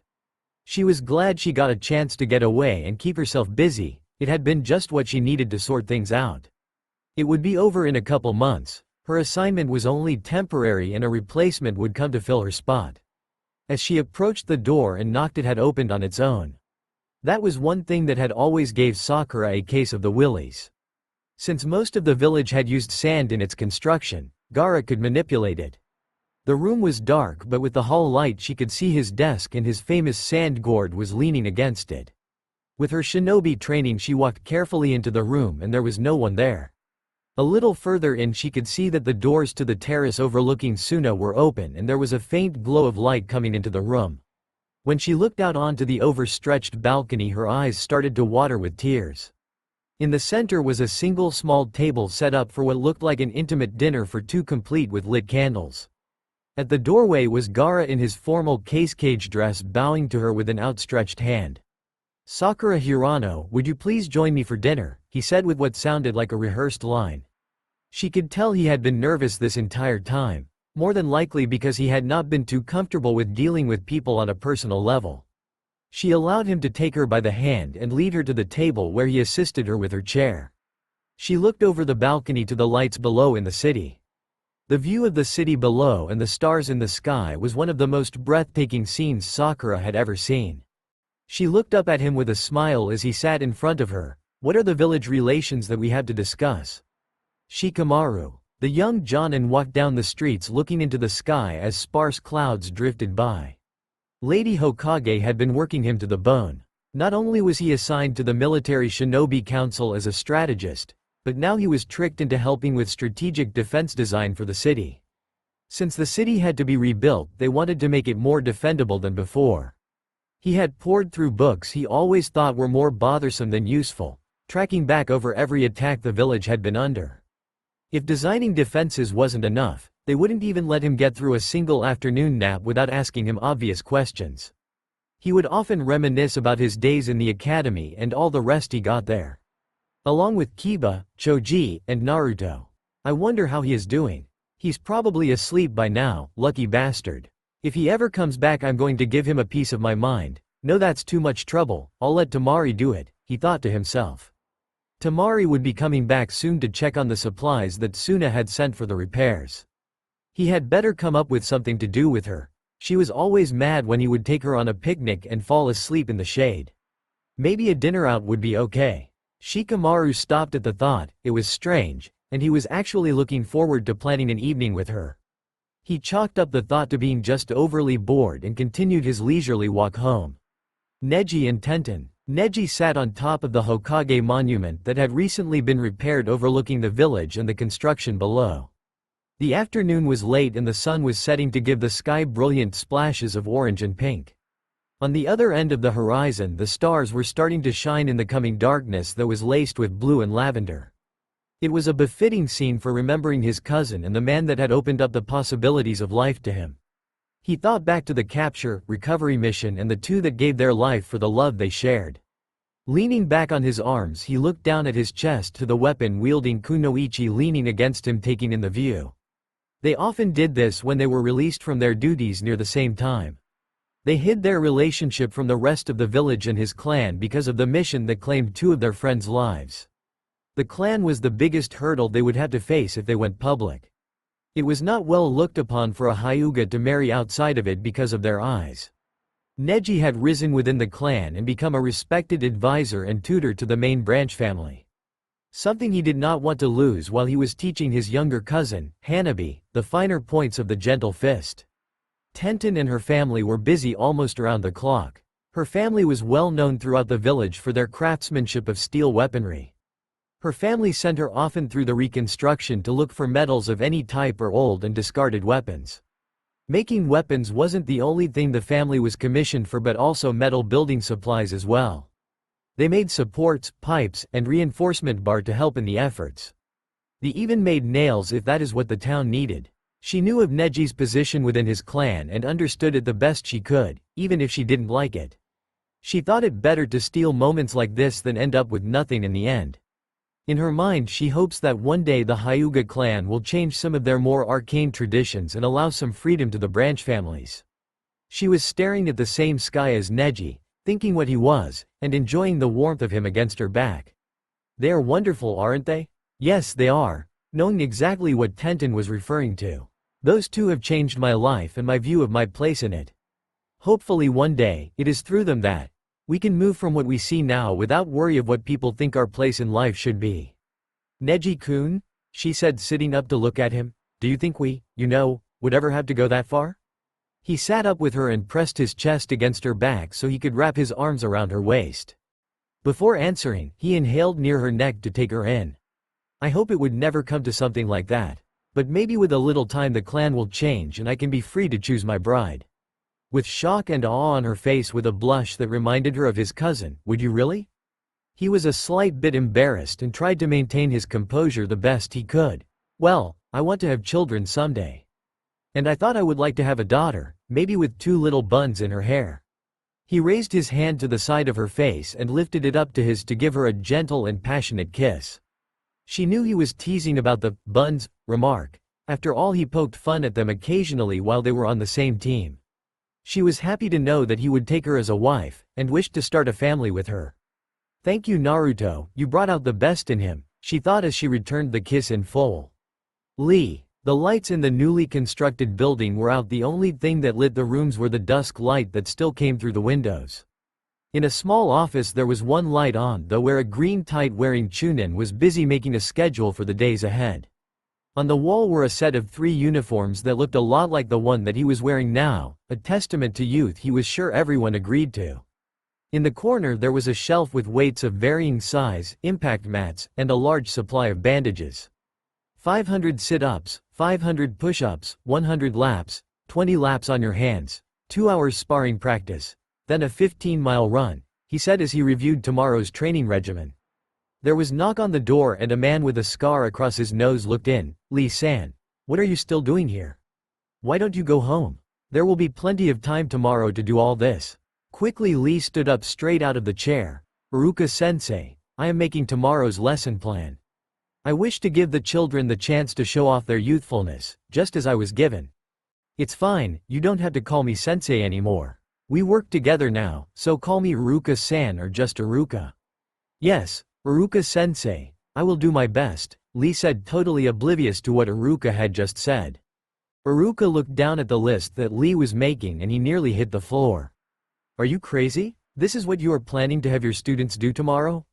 This will kill them. They are only 8. Lee looks at the list again and scratches his head. Really? This is only half of the training regimen that I did once I got out of the academy. An obvious twitch could be seen above Iruka's left eye. Either he is not human or he's completely insane, he thought to himself. Even if that was the case, they wouldn't have time for their other studies on ninjutsu or genjutsu. You're only going to be instructing them in taijutsu, they do have other classes. So, do you think I should take out the 20 laps on their hands, or cut the run to 10 miles? Again he said, missing the point. Iruka gave up and settled for a small compromise. Okay. Just make sure they get to their other classes on time. And make sure they are awake enough to learn something. Giving his best youthful thumbs-up pose, he responded, "Yes, Iruka-sensei, after they finish my class you will be able to see their youthfulness shine through." Iruka shook his head as he began to close the door. As he did so, he noticed the small green spandex suits that looked a lot like the one Lee was wearing. Someone better help the world, he is actually trying to make living clones of himself, he thought as he left Lee in the room alone once again. Ino. While a lot of her friends spent most of their time within the village, Ino on the other hand was spending a lot of time just outside of it. Because of her family's specialization in mental transference techniques, she was spending a lot of time with Ibiki. The Intel division sat just outside of the walls and she was training in the art of information recovery. It was a difficult and horrible process to learn, especially in the beginning. Her first day was to watch Ibiki work a guy over with various tools and jutsus. She swore that Ibiki could cut a person up with just as much precision as a surgeon while still keeping the patient alive and awake. She had nightmares for the first week at the thought of what they did to the prisoners. This was of course only at first until she heard confessions. It would be 2 weeks later until she knew this is what she wanted to do to help the village in its effort to protect the people from those who would seek to do it harm. Normally her signature just Su would allow her to enter an individual's mind and control that person. Now she was learning how to enter a person's mind to retrieve their memories. She could also peer into their imaginations, hopes, and dreams. One day, while she was trying to perfect her technique without exhausting herself, she could see the horrible things that the prisoner was there to do. Pillaging had not been the intent of the group's activities. They were there to capture women and young girls who demonstrated bloodline traits, and a particular individual had ulterior motives as well. Throughout his life he had been a pedophile rapist. The images of dozens of young girls being put through his twisted form of pleasure flashed through her mind. He had the same plans for any young girl he had captured in Konoha. So sickened by this man, whose mind she was in, she tortured him from the inside, implanting images of the deepest pain she could ever imagine into him. She also implanted images of his dismemberment and subsequent death, thus shattering his consciousness, leaving him in a comatose state. When she withdrew from his mind, all she could do was pull her knees to her chest and cry. Her father, out of concern for his daughter, checked the man's mind and found a shattered mess along with images that would have brought Ibiki to his knees. Most days her training left her drained, but today she was surprisingly in a good mood. A lot of people were interrogated today and they would be tried for their crimes within a week. Punishments came quick while the village was in repair. Today she felt pretty, a little outgoing, and in high spirits. She had a perfume on that was made from a flower only her family grew. It was not the best one she had, but it held a deep meaning for her. She decided to walk through the village in the business district. Like she had no destination in mind, but if you could see it, there was definitely a destination with a specific person in mind. Kiba and Choji, two young shinobi, had decided to play catch-up after work at one of their favorite eateries. It had been one of the first shops that was rebuilt after the invasion and ultimate destruction of the village. Thanks to a blonde knuckle-headed ninja, the place has seen more business in the last month than they typically would see in a year. The shop was expanded to accommodate 8 new seats at the bar, and even placed tables outside to hold more guests. There was also an expansion project to extend the front to enclose it all in. Akamaru lay at the end of the bar while the two talked about the projects they were involved with. The Akamichi clan was in charge of the land reformation project. They were one of the first ones commissioned to start filling in the crater and making the land usable for construction, along with resources such as food and water supplies. While Choji was on his 8th bowl of ramen, Kiba was explaining that his family was also assigned to resource management and development. They were just working in different manners. With the talent for animal husbandry and extensive knowledge of the local fauna, they were to rebuild the village's wildlife populations as well as a meat supply for the villagers. Most of the food resources they were currently consuming were aid supplies received from other regions around the Land of Fire, with a large chunk of it coming from Suna. As they were talking, Kiba stopped mid-sentence, smelling something as it came off the afternoon air. Even Akamaru perked his head with a slight whimper to let Kiba know that he smelled it too. With a quick glance to Choji, he excused himself, saying that he had to be somewhere right now. Kiba quickly wandered through the village alleys, sniffing the entire way. As he rounded a corner, something grabbed him by his jacket, pulling him in. With a surprise, he was thrown against a wall nearly hard enough to knock him out. Before he could regain his breath, he felt a pair of lips take his forcefully, pushing him deeper into the wall. As the kiss broke, Kiba opened his eyes. With a grin, he took in the ponytailed blonde. The animal instinct in him took hold, and he grabbed her sharply by the hips, pulling her toward him again, making their hips slam together to return her kiss just as forcefully. When they broke this time, Ino finally addressed him. "So Kiba, what are you doing in the area?" Kiba then turned the tables by turning her until her back was against the wall. "I thought I smelled a pretty flower and I wanted to come and pick it so I may give it to a pretty girl," he said with a wolfish grin. He then lowered his head to Ino's neck to kiss his way down to her collarbone. "You did you? Well, you can smell the flower, and even taste the flower, but you cannot pick the flower," Ino replied. She brought his head up to kiss him passionately, teasing him a little with her tongue. She then pressed her chest against his, rubbing herself against him so he could feel the firmness of her S even through his clothes, while nibbling on his neck until he whimpered. She was making herself lightheaded with the roughness of their contact and decided to break it by slipping out of his arms. She started to walk away and leave the awestruck Kiba standing there with a strained face. He looked at her as she walked away, swaying her hips a little for his enjoyment. She looked back at him and blew him a kiss. "Maybe if you take me on a date sometime, we may spend more time like this." With that, she disappeared from sight. Kakashi. Since the start of the rebuild efforts, Kakashi has become more of a go-for for Lady Hokage than he ever thought possible, taking on more responsibility. In dealing with the death of his greatest student, he has thrown himself into work around the clock. His morning routine started with handing out assignments to patrols and updating them on information received from the Intel Division. Then he would head to the temporary Hokage office to retrieve the daily work orders and supply listing from Tsunade herself. Upon delivering those, he would then take a group of genin out on patrols for their assigned duties. After the operations were done for the day, he would head over to Kurenai's house to help her rebuild her place.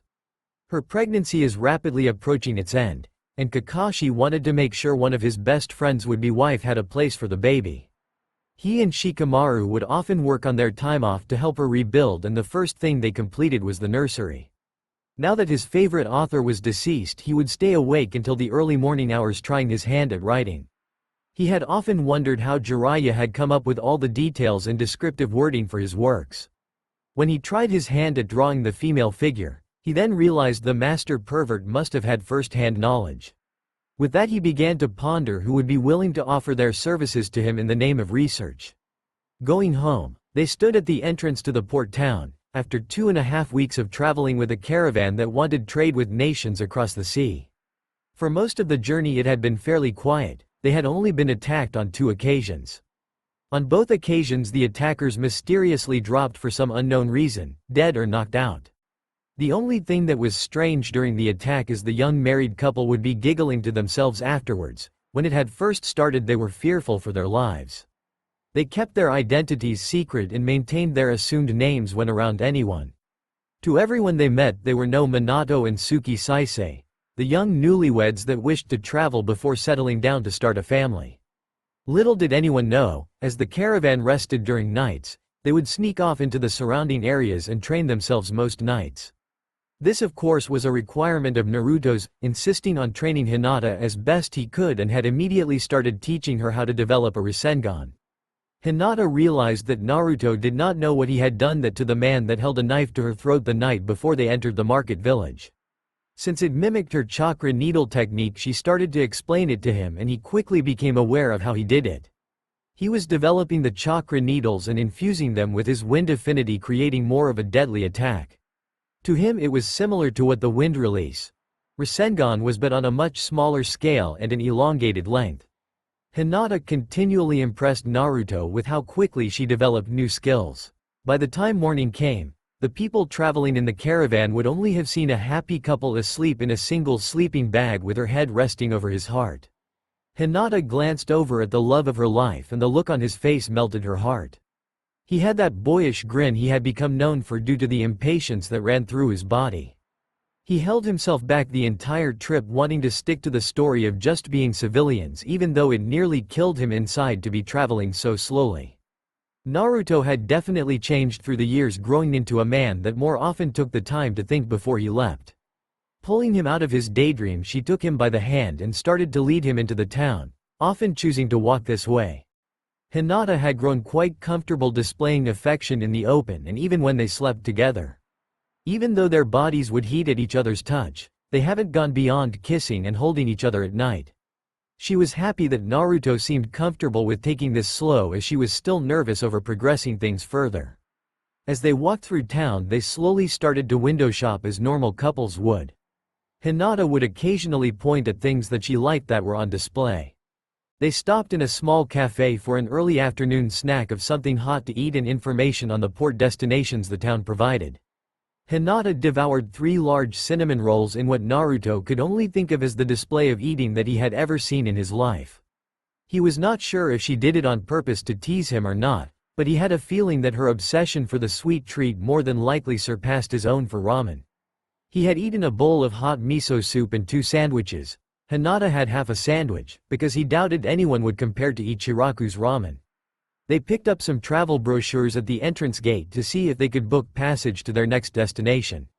It seems from this port you can travel nearly anywhere you wanted to go as long as there was water near it. Unfortunately, the one place they needed to go was not available as a tourist destination. They decided that they would have to check the port to see if there were supply and trade ships that would be heading out to the island that they could get a ride on.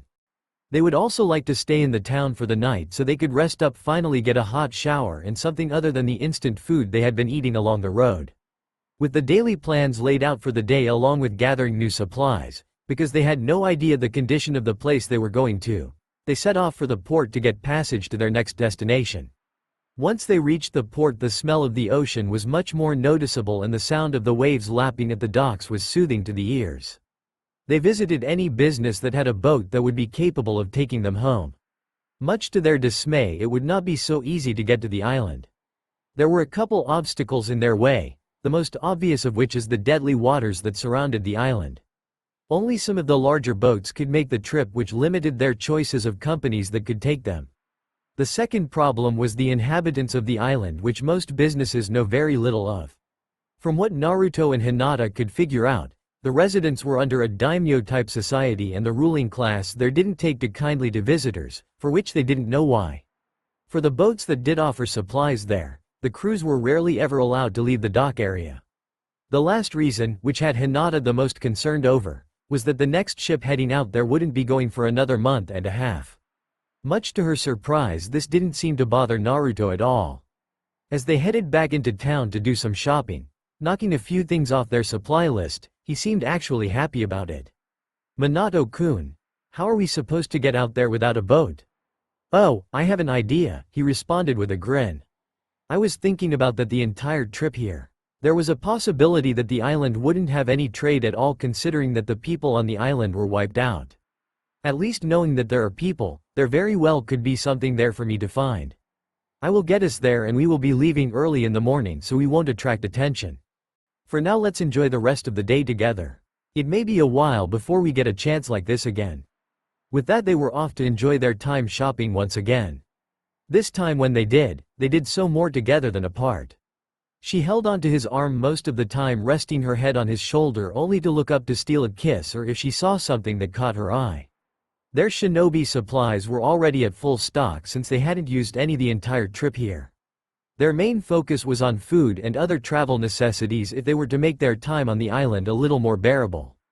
More clothing would be needed and they quickly went clothes shopping. The only thing they bought that was not a necessity was dress that Hinata was eyeing in a shop window. While growing up, her clothing selection had been near limitless. Although she rarely wore the fineries that being a Hyuga had offered her, she had to admit that it was nice to dress up every once in a while. Upon seeing Hinata's reaction, a plan formulated in Naruto's mind that gave him a grin that would have made Kurama proud. He quickly grabbed Hinata's hand and led her into the shop. It was a long sleek black dress that hugged her figure as if it was designed just for her body. From the left shoulder was a strip of fabric that shimmered depending on how the light hit it, changing it from a light blue to lavender that complemented her eyes and complexion. It crossed her chest to her right and wrapped around her waist.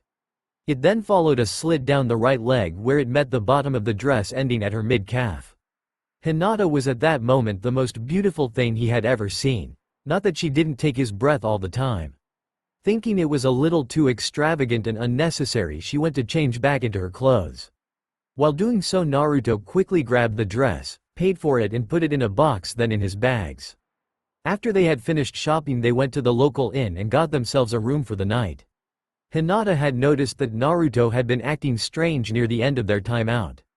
As they walked into the room, Hinata went over to the table to set down her bags while Naruto dropped his down near the door and started rummaging through them. When she turned around to see what he was doing, she was taken by surprise by Naruto standing behind her with his head bowed, holding out a package to her. "Naruto-kun, what is this?" she said, taking the package and began to open it. Just as she saw what was inside, he piped in, "Would you like to go out on our first date tonight?" She dropped the box in a fit of tears and embraced him with a long kiss. When she pulled away, she started to twist the ring on her finger. She always found that it gave her strength. "Well, we have been married for almost 3 weeks, she said with a smile. "I think it would be a great idea," as she wiped tears from her eyes. She picked up the box and excused herself to the bathroom to change, while he sorted through their purchases, putting them away in their travel gear. Shortly they found themselves in a nice restaurant, not like one of the high-dollar places that dotted the clan districts of Konoha, but nice enough to make it feel like an official date where a couple would go. Hinata couldn't help but giggle every now and then at how proper Naruto was trying to be.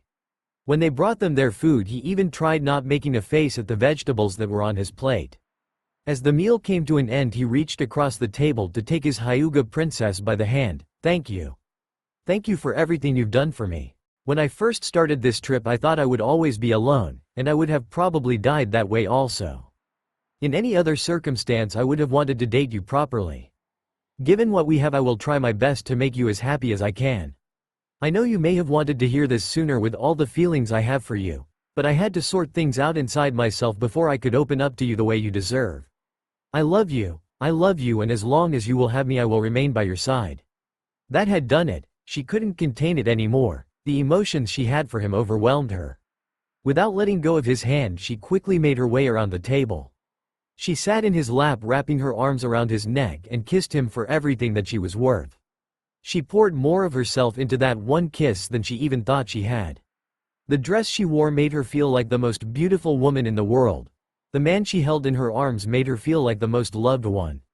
After dinner, they made their way back to the inn, and upon entering the room, uneasiness settled between them. Both instinctively knew what it was. Since the time they started acting like a couple, this was the first time they were ever alone together in a room, preparing for bed. They had been traveling together with a caravan, and the thought never crossed their mind, while in front of other people. If they could have only read one another's minds, things would have been a little more relaxed.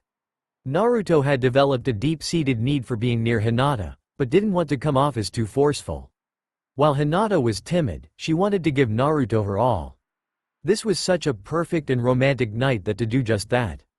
To both of their surprise, Hinata made the first move. She crossed the few feet that separated them slowly and wrapped her arms around his neck, pulling his head down. She kissed him with all the intention she had.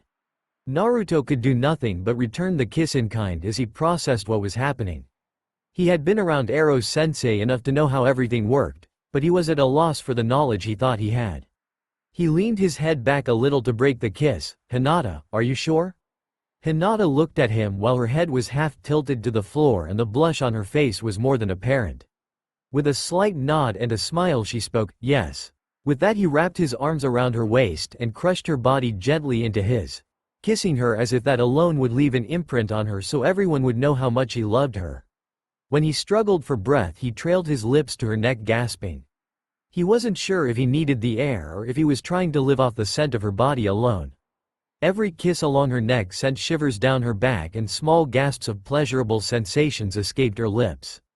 Wanting to see Hinata as the goddess that he was to worship his entire life in all her glory, they remained standing while he slowly undressed her. He lowered the strap on her left shoulder first as he kissed where the material had been, while she pulled her arm from it. His mouth made its way to the opposite side just to repeat the actions so he could again capture her mouth. She was watching him, excited by how delicate he was treating her and how his hands felt across her bare skin. Every time his kiss would come across a sensitive spot, her hands would tighten, grabbing the back of his shirt. This was all new to her and she loved the way he made her feel.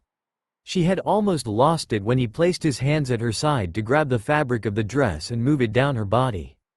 Hinata's body shivered as her cream-colored flesh became slowly exposed to the air.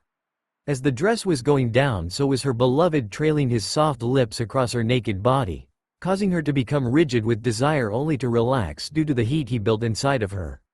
He was on one knee now and she could see the top of his head as he was trailing kisses up her thigh, stopping just for a moment to pay particular attention to the area where the thigh met her hip. She about collapsed to the floor, if it wasn't for the fact she was bracing herself with her hands on his back as he licked that sensitive area she would have. Naruto pulled back slightly to stand himself up, taking in the view that was Hinata.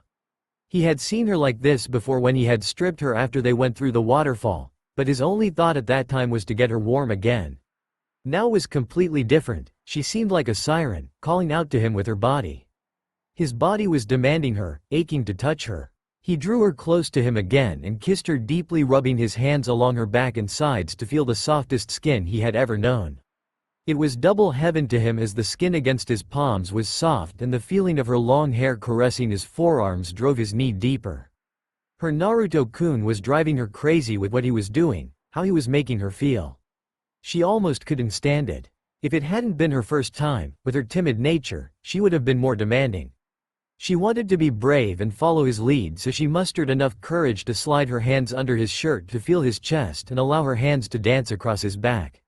She ran her hands across every detail and curve of each muscle, trying to memorize his body through touch alone. With Hinata's hands playing across his skin, his shirt felt like it was constricting his breathing. It was tight and he thought he would lose consciousness from lack of oxygen if he couldn't get it off. He quickly broke the kiss just long enough to lose the life-threatening material. He immediately went back to discovering Hinata with his hands, running them up and down her thighs and trailing them to her supple rear, pulling her close to him. She then placed her hands on his chest and pushed him back a little, leaving him with a bit of a dumbfounded look until he saw what she was doing.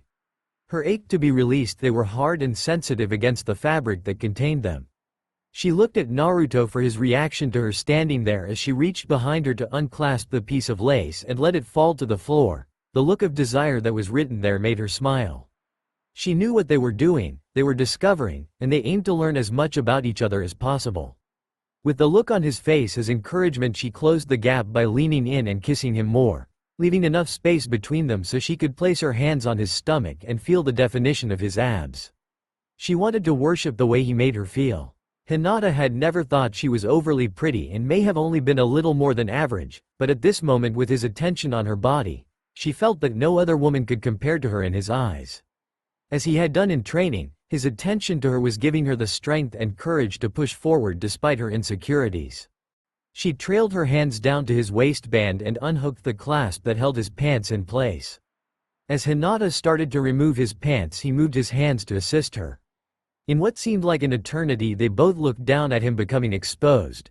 There was a great relief of pressure as his pants were pushed away, releasing him from the confining material that kept him bound. He had never felt more vulnerable than he did at that moment with her looking at his exposed member.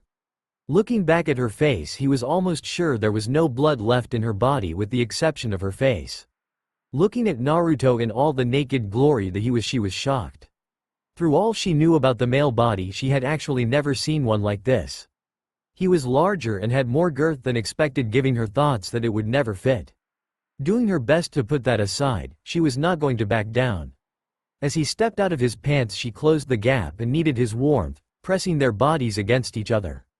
While doing so, she pulled him along as she walked backwards toward the bed. Through all the stimulation from his eyes to his hands, she was feeling weak and needed the relief from her legs. As she sat on the bed, he leaned down to continue the kiss and situate himself on his knees. Taking her suggestion, as she had done with him, He placed his thumbs inside the waist of her lace underwear, and started to pull them off as she slowly lifted her hips off the bed. He traced the path her underwear took with his eyes as he pulled them off her legs, then in reverse, his eyes traced back up her legs to where they had once been. Slightly parted, he could see the carefully manicured patch of hair at the top of the folds that made up her womanhood.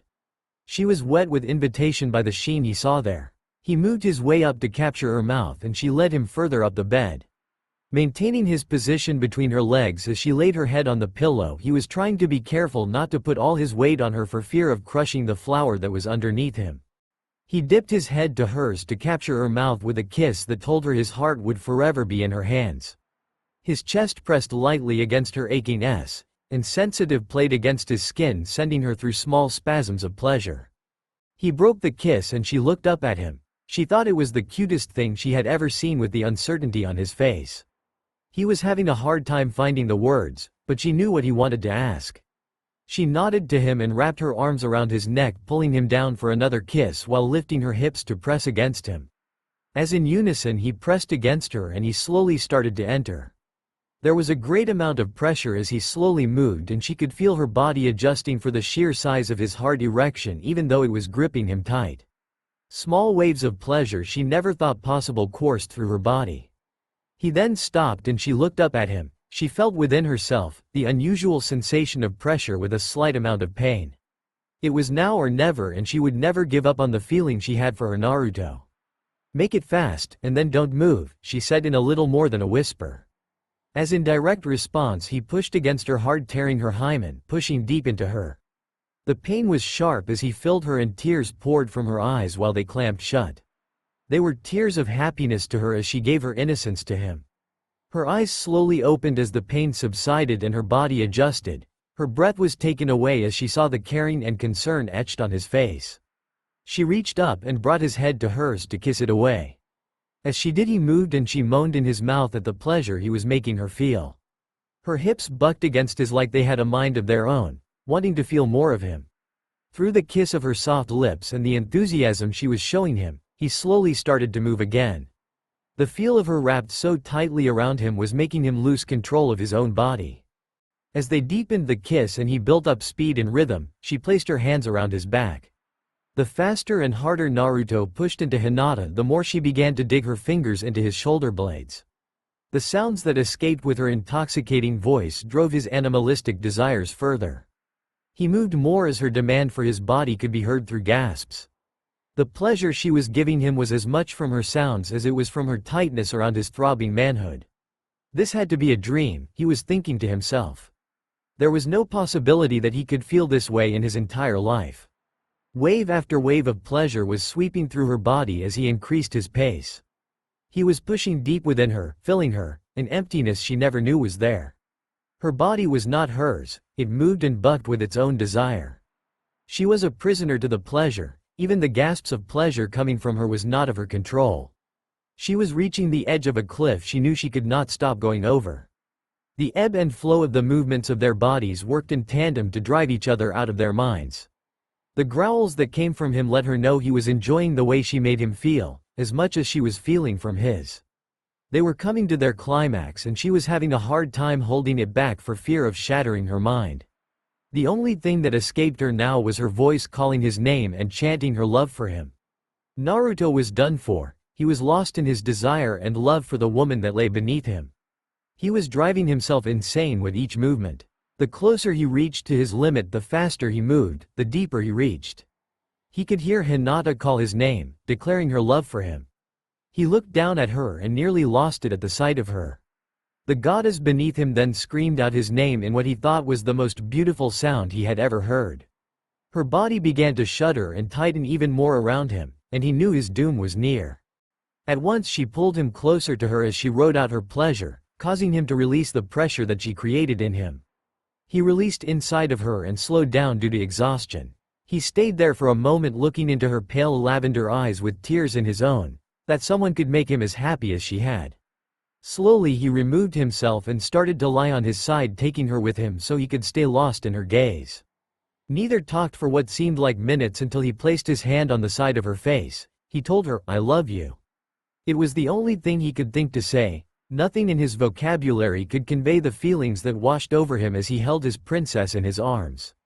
He reached down to pull the covers over them. They wouldn't talk about what they had done. It was going to take a while for each to process what was running through their minds.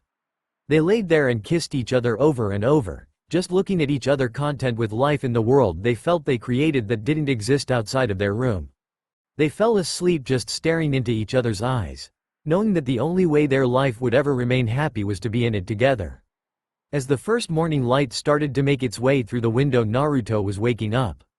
During the night he had rolled onto his back and Hinata was now laying her head on his chest with her leg pinning one of his to the bed. He could feel her naked body pressed against him, and her firm press into his side, arousing him again. He looked at her soft face, and her whisper of a breath playing against his skin.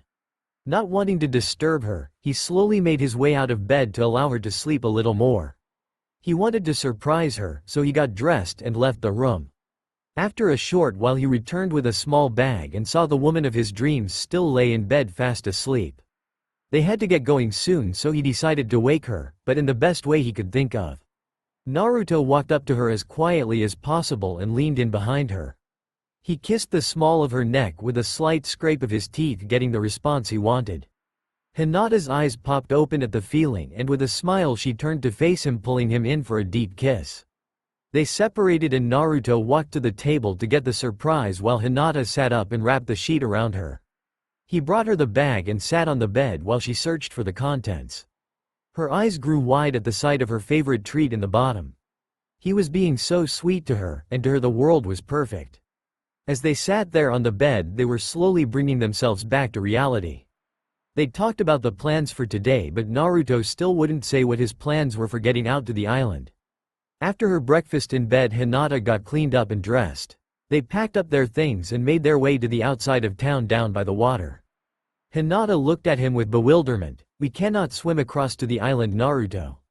"We don't have to," he said, looking at her with a devilish grin that only made her want to kiss it off his face. He brought his thumb to his mouth and bit hard enough to bring a small amount of blood to the surface. He then slammed his hand to the ground, and in a big puff of smoke a large toad appeared. He was larger than any house that they had ever seen. "Chief Toad, how you doing?" Naruto called up to his good friend. "Good to see you as well. Word is that you are dead. I'm a little relieved that our last toad sage is still around," Gamabunta responded. "Why have you summoned me here, young one?" "There is an island out there that we need to get to. We would take a boat if we could, but another one does not go to the island for more than a month from now. We need to get out there as quickly as we can," explained Naruto the best that he could. He knew how the Toad Chief hated to be thought of as a taxi, but hoped he would look past that. Gamabunta looked down at him and then over to Hinata before responding. "What makes you think that I can be simply called here to take you around like a pack animal? And do you expect me to let her ride atop my head as well?" Naruto took Hinata by the hand and pulled her close to him. "Come on, Gamabunta, don't be like that. This is really important. Also, she has to come with me. She's my wife," Naruto said with a cheeky grin, holding his hand up so Gamabunta would see the rain. "Well, this is cause for celebration, and with a Hyuga maiden no less. Shima and Fukasaku will be pleased to hear you have decided on a mate. So tell me, my young pupil, when will you be having tadpoles? The elders would love to meet them." Hinata was in an all-out blush and stuttering. Here they were considering themselves married for the sake of keeping up appearances, and Naruto was taking it seriously, as though they were, and that made her heart melt. She would consider the same too. She would now and forever think of him as her husband. But children, the thought hadn't crossed her mind as of yet. She just had her first experience at making love, to her lifelong love, and the giant toad was talking about children. Naruto looked over at her and could see the wheels trying to work in her mind as the blush lit her face at the thought of children. Of course he would want some with her, but that was for another time. Hinata was so adorable when she was like this. Stop embarrassing her like that, Chief Toad. I would like to see the Toad Sages though. But we have to get to that island soon, what do you say? Will you help us out? I suppose I could this time. Besides, it would be an honor to have you ride atop me, Mrs. Uzumaki, Gamabunta replied. Hinata bowed deeply to the great toad in front of her and said thank you for his kindness. With that, Naruto picked her up bridal style and jumped on top of Gamabunta's head. Thanks, Chief Toad, So, what is the island you need to get to in such a rush? Gamabunta asked while turning to prepare to jump into the water. Holding Hinata tight and preparing for the leap and eventual splash, Naruto quickly said, "The land of whirlpools." That's all for now. If you enjoy this video, then please like, share and do comments.